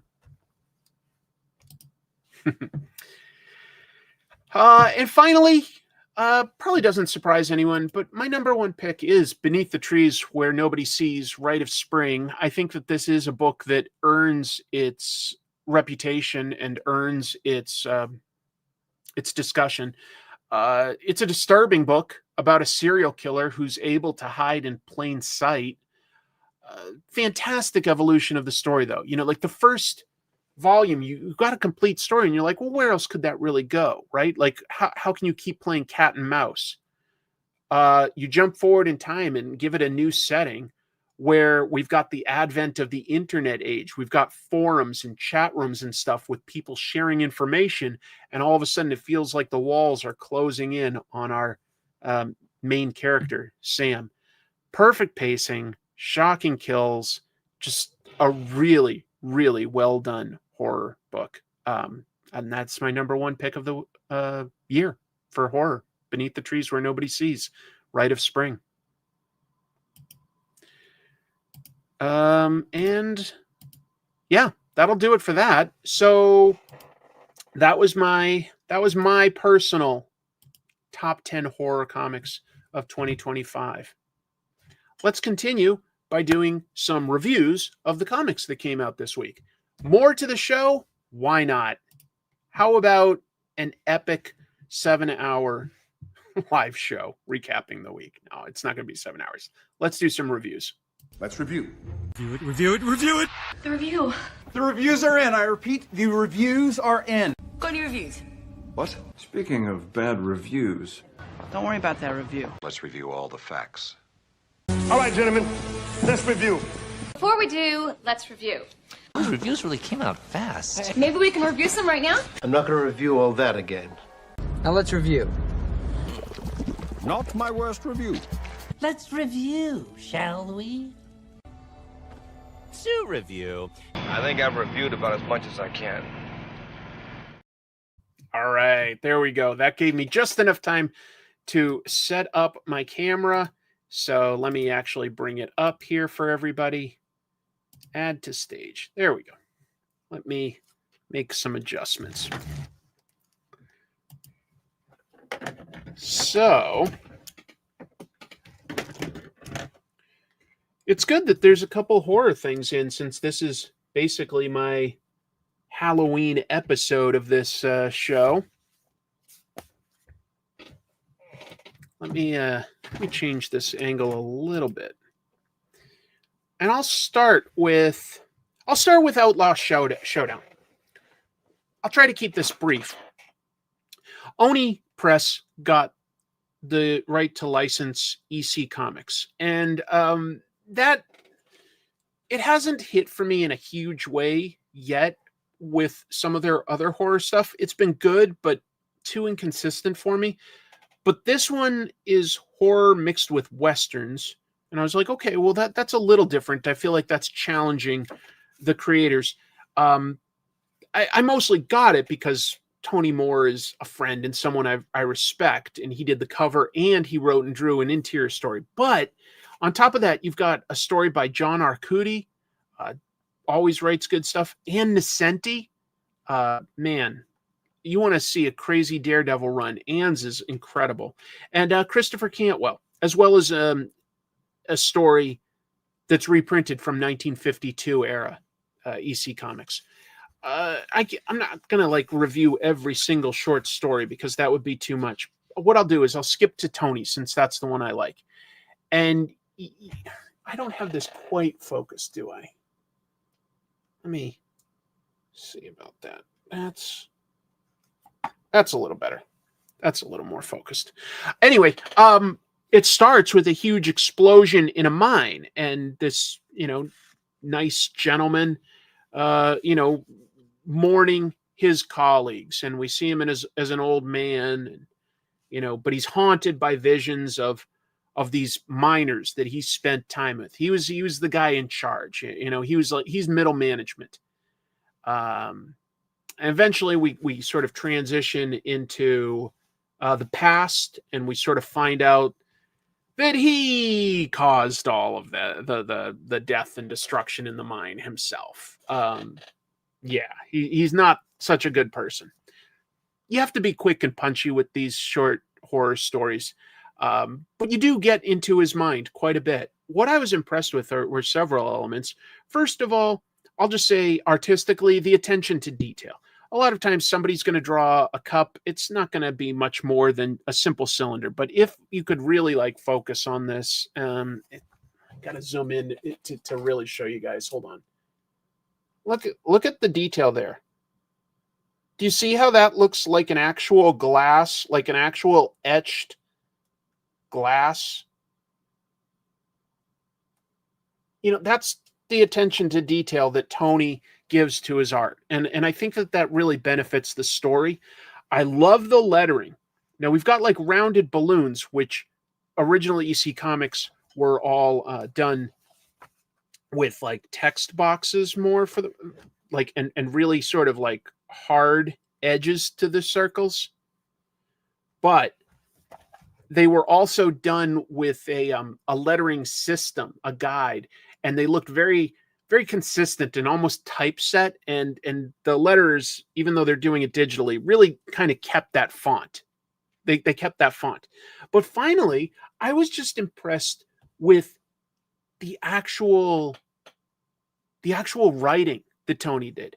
A lot of us will think of Tony, if we think about his work, we'll think of the art that he's done for, maybe covers, but also, famous stuff like Walking Dead or Frankencastle, Punisher, Agent Venom, stuff like that. But as a writer, he really has a way of making it poetic. The words here: he sought comfort in the bottle, but not in search of any sweet oblivion, because he feared the specters that awaited him if he slept. It's not the perfect example that I could use, but what I'm saying is that he's got a nice poetic rhythm, which fits this kind of horror book. So everything is just dialed in, good art, good writing, good attention to detail on every the colors and the letters and stuff. There's a real attention to detail here, and you really can't go wrong going with a Kurtzman, Jack Kirby comic. If you haven't read the EC Comics of the 50s with guys like Johnny Craig and Wally Wood and Bernie Krigstein, God, they were just the best. It was just such an incredible amount of talent, folks. Really, really fun. I loved it. How much was it? It was $9. It's kind of a lot, but it is pretty big. It is 5 stories. So, I think it's worth it. It's basically twice the amount of pages that you get in a normal comic. So it's worth it. It's just a lot. It's a lot to plunk down these days. Another horror comic I'll talk about, since this is the Halloween episode. The latest issue of Exquisite Corpses comes in, and this guy has some art by Michael Walsh, but also Gavin Fullerton steps in, and guest writer this time is Tyler Boss. I'm not super familiar with either of those guys from before, but I can say that it fits. It doesn't feel like a radically different writing and art style have come in. A lot of this focuses on one of these assassins that a wealthy family has hired. Specifically this time, oh, it's so creepy. The assassin is a kid, a really maladjusted techie kid that flies around with a drone that has a gun on it. And he treats everything like it's a video game. And that's already disturbing, that we're like, oh, well, we don't want this kid to continue killing, but what do you do there? Like, this whole town has been locked off. There's no police enforcement or anything. So, but we don't want to see a kid get killed, but he's the bad guy. I don't know. It's a weird position to put us in. He's a detestable brat eventually. And what makes it scariest is that he's hanging out with some of the main characters, like a really well-behaved young 7-year-old and like his babysitter. And that's the majority of this story. Sorry, I hear my cat's making sounds upstairs. And he even tries to corrupt the good kid by saying like, oh, play my game. It's a game. It's not real. Ugh. As to how far that goes, well, I'll let you read it and decide. But it's a cool story. We've got an overarching mythology and framework that makes sense of why there's all these killers killing in a town. None of that matters too much to the individual story of focusing on 1 to 2 killers and what they do.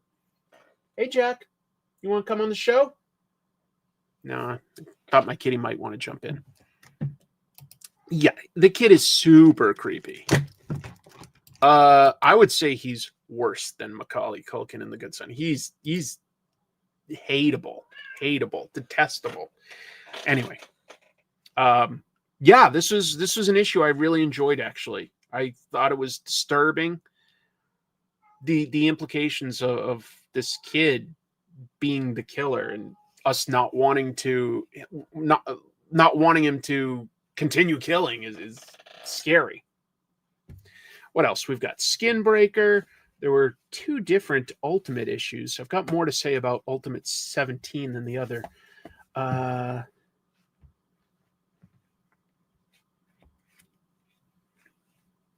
you what, I'm going to take a couple of these aside and not really do a big review, but Powers 25 was, to me, more interesting than issue 1. Issue 2 is more interesting because it's now got a weird sci-fi mystery behind it, and I'm starting to get involved in the actual mystery. It engaged me more in issue 2 than it did in issue 1, and I'm starting to understand who the new main character is. So I did like that. And also, Absolute Wonder Woman is always a banger of a title. This does have, for this and next issue, a guest artist who is very good. Very good. How do you pronounce the name? Matthias? Yeah, Matthias Bergara. I love Hayden Sherman. So it's a bummer not to have Hayden on this, but Matthias is rock solid. And we get a villain that tells us a little something about Diana and about her mythology in the Absolute Universe. So it does feel like it's moving things forward. It's got some cool action. And I feel like we haven't seen Absolute Wonder Woman wear her helmet a whole lot since maybe like issue 1 or 2, but she does wear it a bunch in this. And I like that look of the character. I like that it's so different, that she wears a helm a little bit like Ares. It's very strong. Yes, you're legally required to like Powers when you're in Portland. But I've got some more to say about some of these. I feel like we need to talk a little bit about Ninja Turtles 12 because it's the final issue of this creative team. Juan Ferreira and writer Jason Aaron have crafted an interesting take on Ninja Turtles. It really boils down to it separated the brothers, had them have their differences, reunites them, and has them get over their sort of bickering ways, which it makes sense that they're bickering because they don't have their father in their lives anymore. And they are called Teenage Mutant Ninja Turtles, not, adolescent or middle age or anything else. So, teenagers bicker. It has them sort of get to a point where they're making peace with losing their father, which only helps because we see that it's being set up that the villains, the Foot Clan, have been trying to resurrect Shredder, and they actually resurrect Splinter, which, if you're going to sort of bring back a dead character in fiction like TV shows and comics and sort of serialized stories, it can feel like a big cheat, right? Like, what? Somebody came back to life.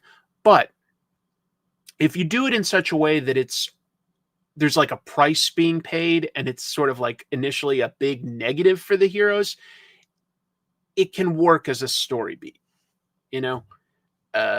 and this is a book with actual Teenage Mutant Ninja Turtles. So dead being revived, I can understand that. This is a world with aliens and mutants and all sorts of supernatural things. The only thing I didn't love about this arc, honestly, was like the main villain was kind of a loser. He was a lawyer who, I don't know why the Foot Clan would have ever really wanted a district attorney to be the person enforcing the Foot Clan while they worked on all these mystical spells. Like that still doesn't quite make sense to me. And he just wasn't ever scary or that interesting. So I am ready for something different. I liked what they had to say about the brothers. There were the occasional good action scenes, but I would have liked it to be more bonkers, to be honest. I would have liked it to have been a little more crazy. District Attorney Hale was not my favorite Ninja Turtles villain.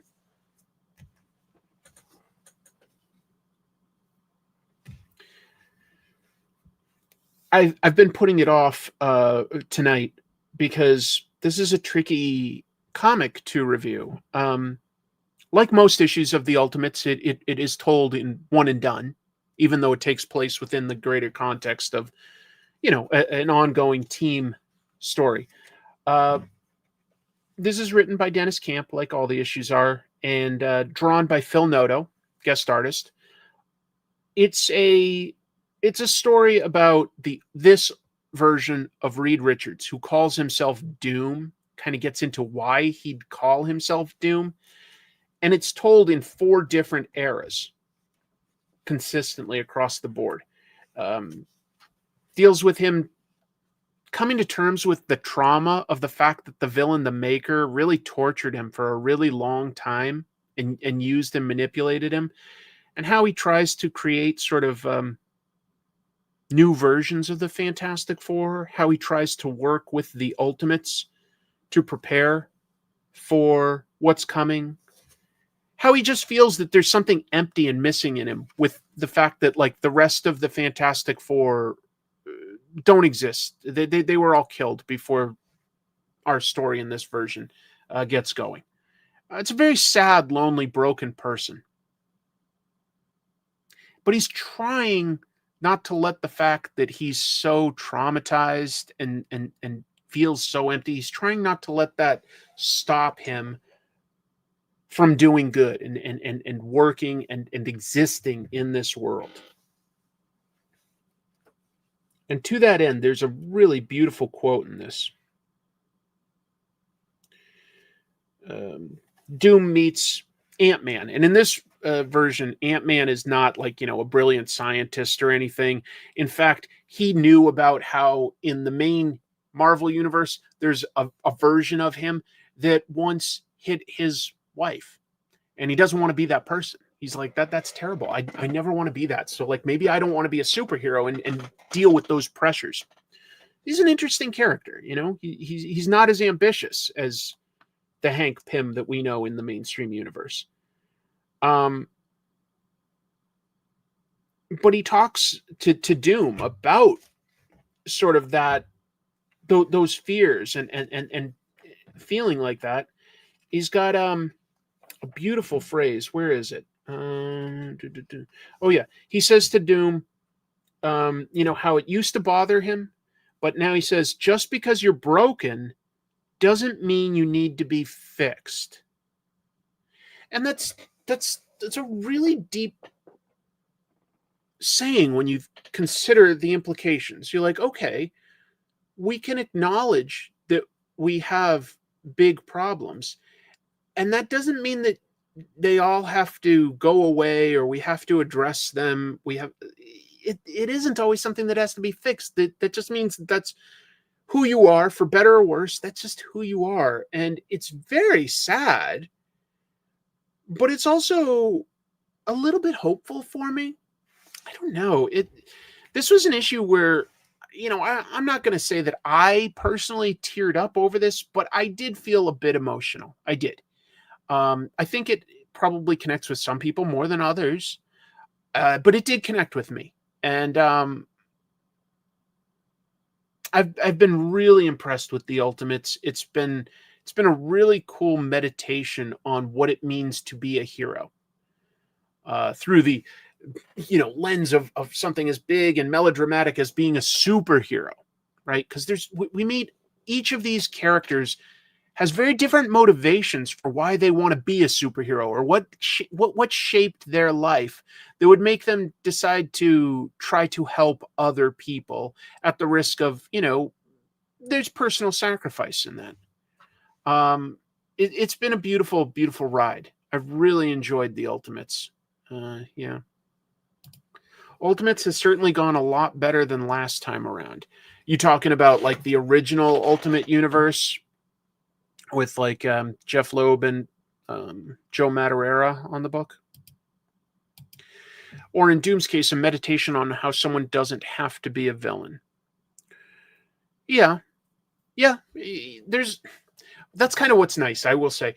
That part didn't necessarily occur to me, but the more I think about it, I get where you're going. And it works on several levels. Dennis Camp has put a lot of thought into the Ultimates. I like it a lot. I strongly recommend it. And it really makes me a little surprised to hear that someone said that at their comic book store, when Marvel revealed that the Ultimates is going to like wrap up in several months, that some people are dropping it. Reading this, I know that it's ending, and it never even occurred to me to just drop it. I really like the stories, and knowing that it's got a planned conclusion for me is actually a plus. Do I think that it's that it makes sense like on a business level? Not necessarily, but on an artistic level, I can't help but admire that they're going to wrap the Ultimates up. I am totally fine with that. I really am. Yeah. Let's see. The maker wants Reed to be Doom, but Doom doesn't have to be a bad guy. Right. Yeah, he was sort of groomed to be a villain. Absolutely. Oh, I'm sure it'd be very satisfying to read it all at once. Yeah. It's quite strong. I don't have deep thoughts on Ultimate Spider-Man 22 relative to that. It's just to say that like this book has been a little bit more hit and miss, up and down for me, but I do think it's legit worth getting for the Marco Cicchetto artwork. It's brilliant artwork. Really, really interesting. Yeah, he seems to be able to draw just about anything. There's been fill-in artists on this run. Basically, David Messina has been done a bunch, and he's fine.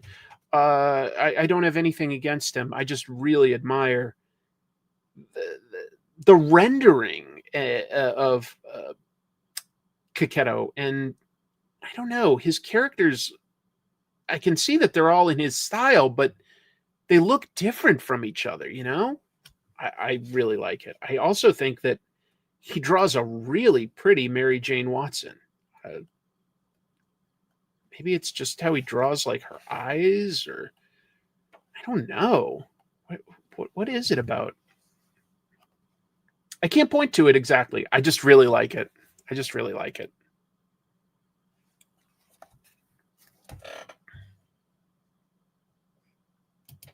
You know, my shoulder's doing pretty good these days. Look at that. That's pretty straight. My shoulder's pretty good. My shoulder's been improving.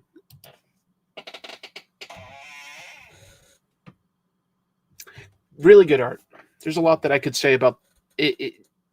Exciting character design, exciting environments. There's something about the way he does perpendicular fine lines that really appeals. My understanding is this is all digital, which I admire on a certain level. On a technical level, I admire it. You can really zoom in and sort of add more fine detail in a very precise way that modern printing can honor its fidelity. But it does make me a little sad to think that there's no original paper pages out there that you could hang on a wall. You just be printing a copy of it. That makes me a little sad. But that's probably just very old-fashioned of me at this point. I am not against drawing digitally. I enjoy it.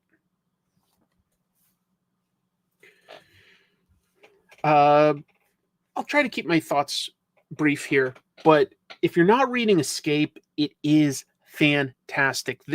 It's been a long time since I've read a war comic that I've been really engaged with, and this is a behind enemy lines meditation on a World War II type of story with a pilot, you know, stuck behind enemy lines, like I was just saying, trying desperately to take down a big war machine. It would, you know, basically, if he can get to his goal and bomb it, he could probably end the war. But he is alone. He is wounded and gets much more wounded in this issue. Constantly on the run. Very, very scared, very exhausted. And he's been shown to be tough as nails and really, you know, smart and clever. He is just so overwhelmed, and you know, he is getting beaten and stabbed and shot in the leg and just trying to hide, just trying to get away to hide and get his bearings so that he can try to end this war. It's tense is what I'm trying to get at. It's really, really tense. And you really feel the weight of how a war affects everyone you meet, and affects them in different ways, but like it's something the entire world feels. Excuse me. Beautiful artwork by Daniel Acuna. I'm so impressed that his artwork can shine through some very muted colors. This is all set at night without lights on, and the coloring is trying to be very loyal to that, you know, because that's a story point, that the lights wouldn't be on because they don't want to get bombed, right? But Daniel does the colors himself, and maybe that's why it doesn't muddy it up. Because usually when you do such dark colors, you can really lose the artwork. All I can say is in person, there's even more detail and nuance to this than I can sort of represent with sort of a, you know, a muddy camera. This is one of Rick Remender's best. Yeah, it's really incredible. Escape is fantastic. War comics can be really, really cool. This is a good one. This is a really good one. Yeah, I'm still thinking about what went into that decision. You know, I don't feel like I necessarily comprehend why it was necessary to do, other than to have at least one layer of disconnect between the real world and what they want to tell story-wise, you know, so that like it doesn't necessarily hurt as much to think about the past and what's happened. We can just sort of take it on a conflict level, on a storytelling level, on a character level, and we can sort of potentially disassociate some of like the extremely negative pieces of history. Like maybe that's some of it, but there's something more to it, and I'm not sure. It's dehumanizing, but then it makes a new kind of attachment. It is also just like, yeah, in cartooning terms, you're right that, you know, simplified faces we can sort of project onto very easily, and animal faces are just a little more easy to do that, I think, with. And it's also just part of comics history that talking animals were some of the earliest popular comics. The last one I'll talk about, I don't know if I have anything deep to say, but issue 2 of Skinbreaker did surprise me a little bit. Because at its core, you know, we've got sort of a simpler Stone Age alien society. And the main character is Enoch, and their chieftain is old, and they've got a tradition where you have to fight, you have to challenge the chieftain to take his place, and you have to do it in a battle to the death. And Enoch does not want to kill his chieftain because he's like, there's still so much that we could learn and benefit from, you know, this wise old man that I really respect. But if he doesn't challenge him, then this sort of, you know, brute of a tribesman is going to kill him, and then that would be bad for the whole tribe. So it's about a man, you know, trying to work within the boundaries of the system that he's within. And it's very grudging, but, you know, by becoming the chieftain, maybe he's got an opportunity to make some changes for the better. So he's a very smart guy. And one thing that I was surprised with in this is just trying to find the actual set of pages. Look at this. We get a 2-page spread here of Enoch. And you know, he's got some real emotion that's being conveyed here, even though he's got an alien face. You know, he's got a lot of, you know, regret, and he's thinking about a lot of stuff that's going on. A lot of fine detail here by David Finch. And then we cut to another 2-page spread. And fortunately, we've got this scar that helps us know this is the same man. This story has just jumped ahead about 2 generations in time. And that's only about halfway through the book. So I'll leave it there, but it was interesting to see that the story has something bigger to say than just, this is the main character going through a crisis of conscience or something along those lines. No, this is about societal change. And I wasn't expecting that out of what presents as sort of a barbarian action comic. I wasn't expecting something that deep to be the theme, but it is, and it's well executed. That was really, really cool. I mean, that's a lot of real estate, keep in mind, that we just devoted to that that reveal, that story turn. That's 4 pages, which are technically just 2 images of a face. But it carries a lot of weight. It really, and it shifts the story and made me realize that we're talking about something bigger than it seemed to be at first. I admire that. I really do. Robert has really impressed me this year specifically with both Battle Beast and Skinbreaker upending some of my expectations. And I think that's a fair thing to say about Robert Kirkman's stories in general. I think Invincible definitely played into some superhero tropes and upended others, but sometimes it would circle back and become a little bit more of what you'd expect. You know, Omni-Man is revealed early on to be actually a villain, except pretty soon he's kind of back to being a good guy in a way. You know what I mean? But there are surprises, but those are plot surprises. And when I look at Battle Beast and I look at Skinbreaker, I feel like Robert really has put in some sincere effort into considering character arc and themes more than I feel like I've seen. And I've looked very closely at his writing for a long time. I really think that he's making some strides this year specifically as a writer.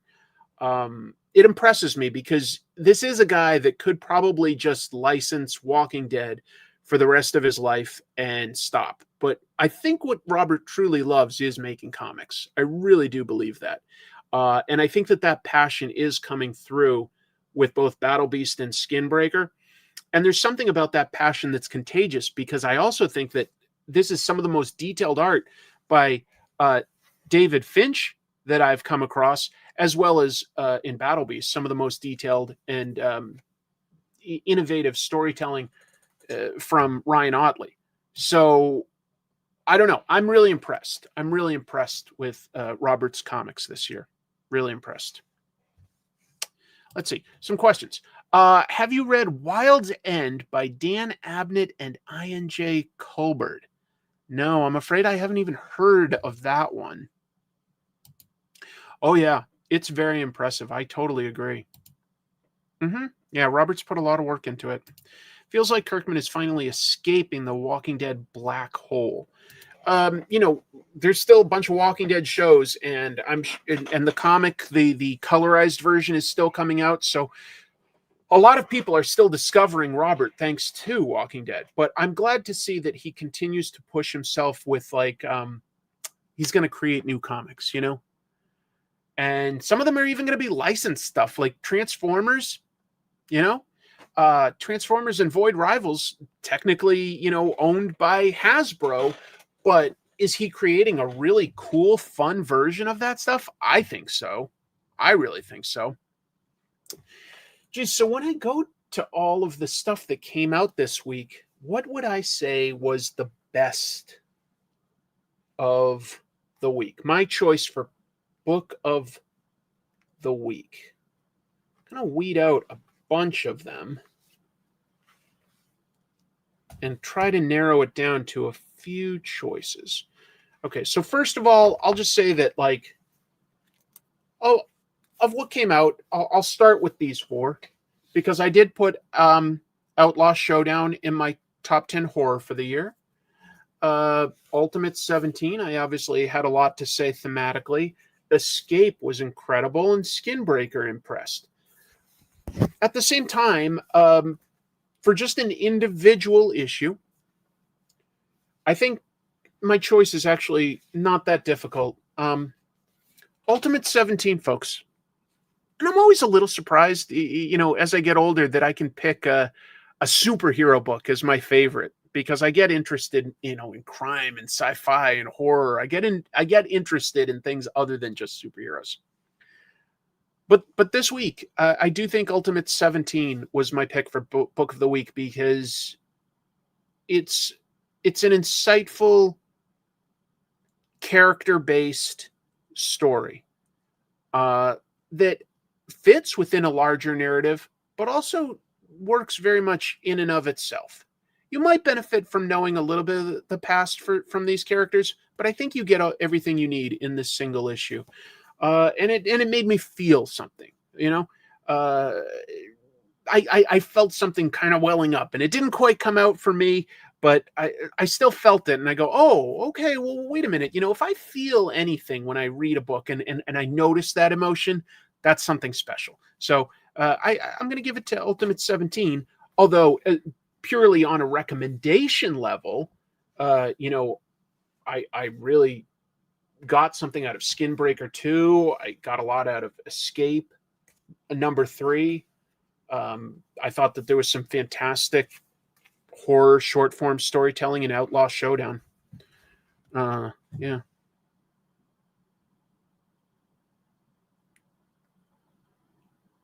It's yeah, I was just trying to think of all the issues that came out, but that's my choice. That's my choice is Ultimate 17, and I hope you'll give it a shot, even if you haven't read it before. Maybe give it a shot, and I'd be curious, if you did that, like if you haven't been reading it and you took my recommendation, you were like, Chris, I didn't read any of the Ultimates. I read issue 17. I'd be curious if you also got a good experience out of that.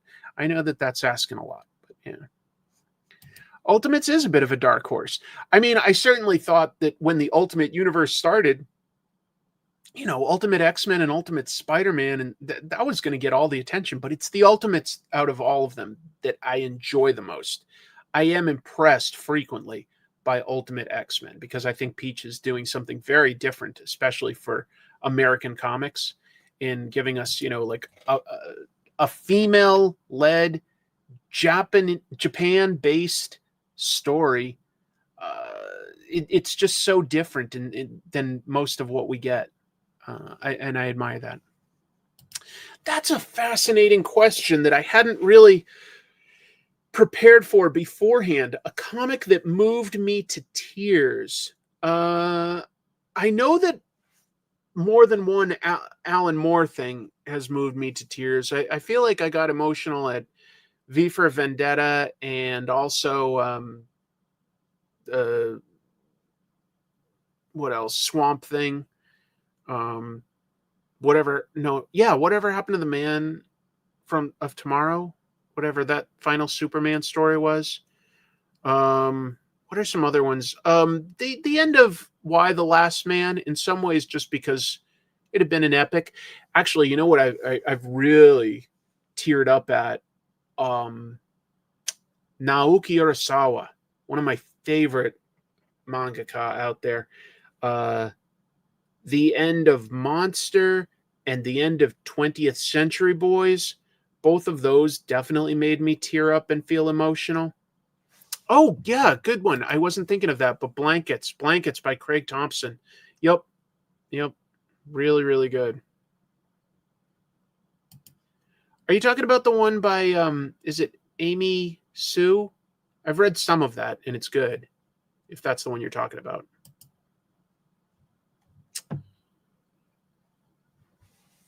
What else? Like, I think a lot of times if it's a really long story by one creator or creators, and it's been consistent, some for some reason that hits differently,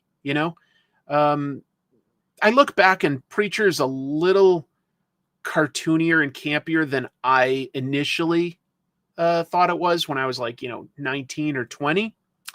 But I still felt real emotions from it, and I give it a lot of credit for that. Let's see. Ultimate 17, I felt emotion recently. Yeah.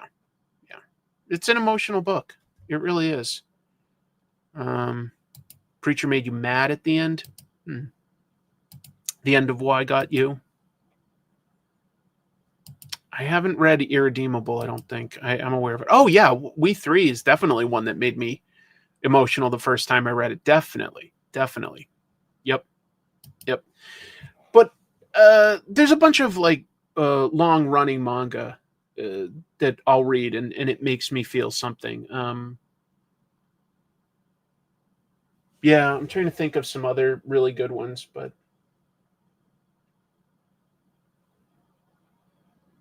I don't know. I think Lone Wolf and Cub, I just was looking at some of the manga that I have to the side here, and I got some of these little tiny digest versions back in the day of Lone Wolf and Cub, but there's some deluxe versions coming out from Dark Horse, similar to the deluxe versions they've done for books like Berserk, and I cannot wait. I think that comes out real soon. Yeah, Saga, Pride of Baghdad was fantastic. Barefoot Gen. Yeah, that's because that one feels so real. It's very authentic to somebody's real life. So Barefoot Gen is I love it when a book can make me feel sad, because I read stories to feel emotions. If I can read a horror book and feel legit creeped out, that's an accomplishment. If I can read an action-packed book like real fast, and I just sort of feel like the adrenaline pumping. I'm like, okay, that's an accomplishment.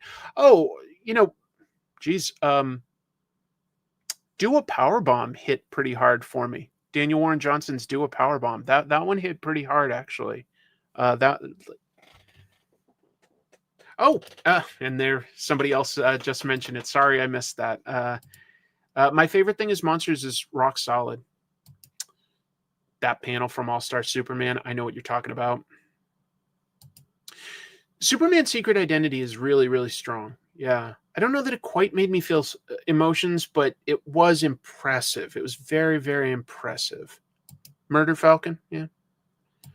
Nah, Turok #1 made me feel like, hey, this is a good investment. That's what that made me feel. This is the kind of shiny cover that makes me feel like this is going to be worth a lot someday. A lot.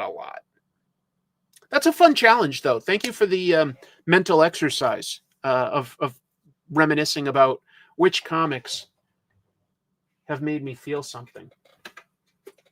So it's almost Halloween. Has anybody here gone to a Halloween party or going to dress up for any reason for Halloween? Here's this is my low budget Doctor Doom, which Chrissy said was Doctor Doom scroll.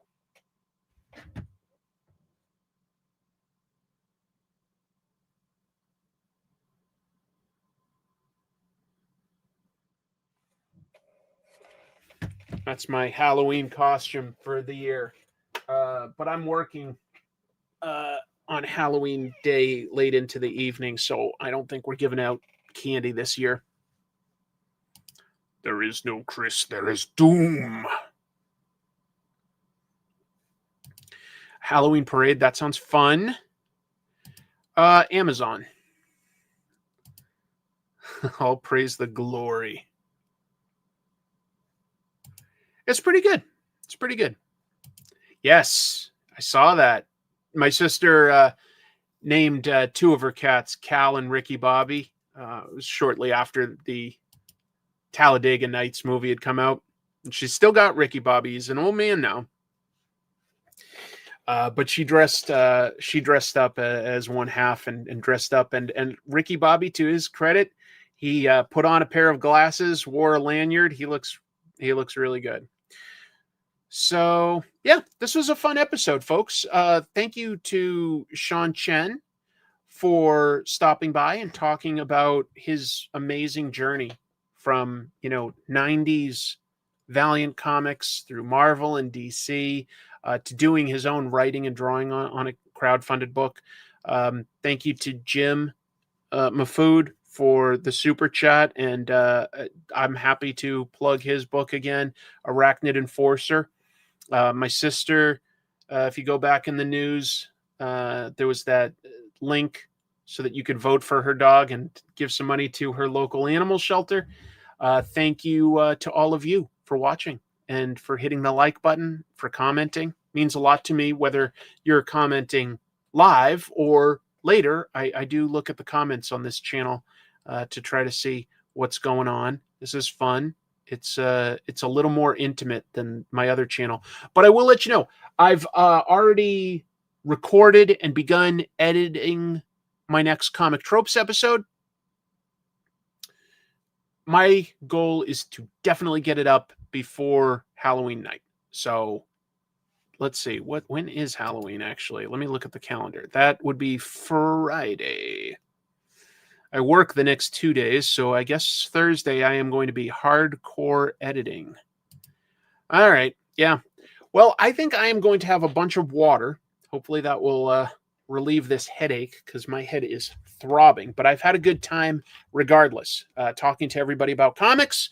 So I will leave you with this advice. Keep reading comics.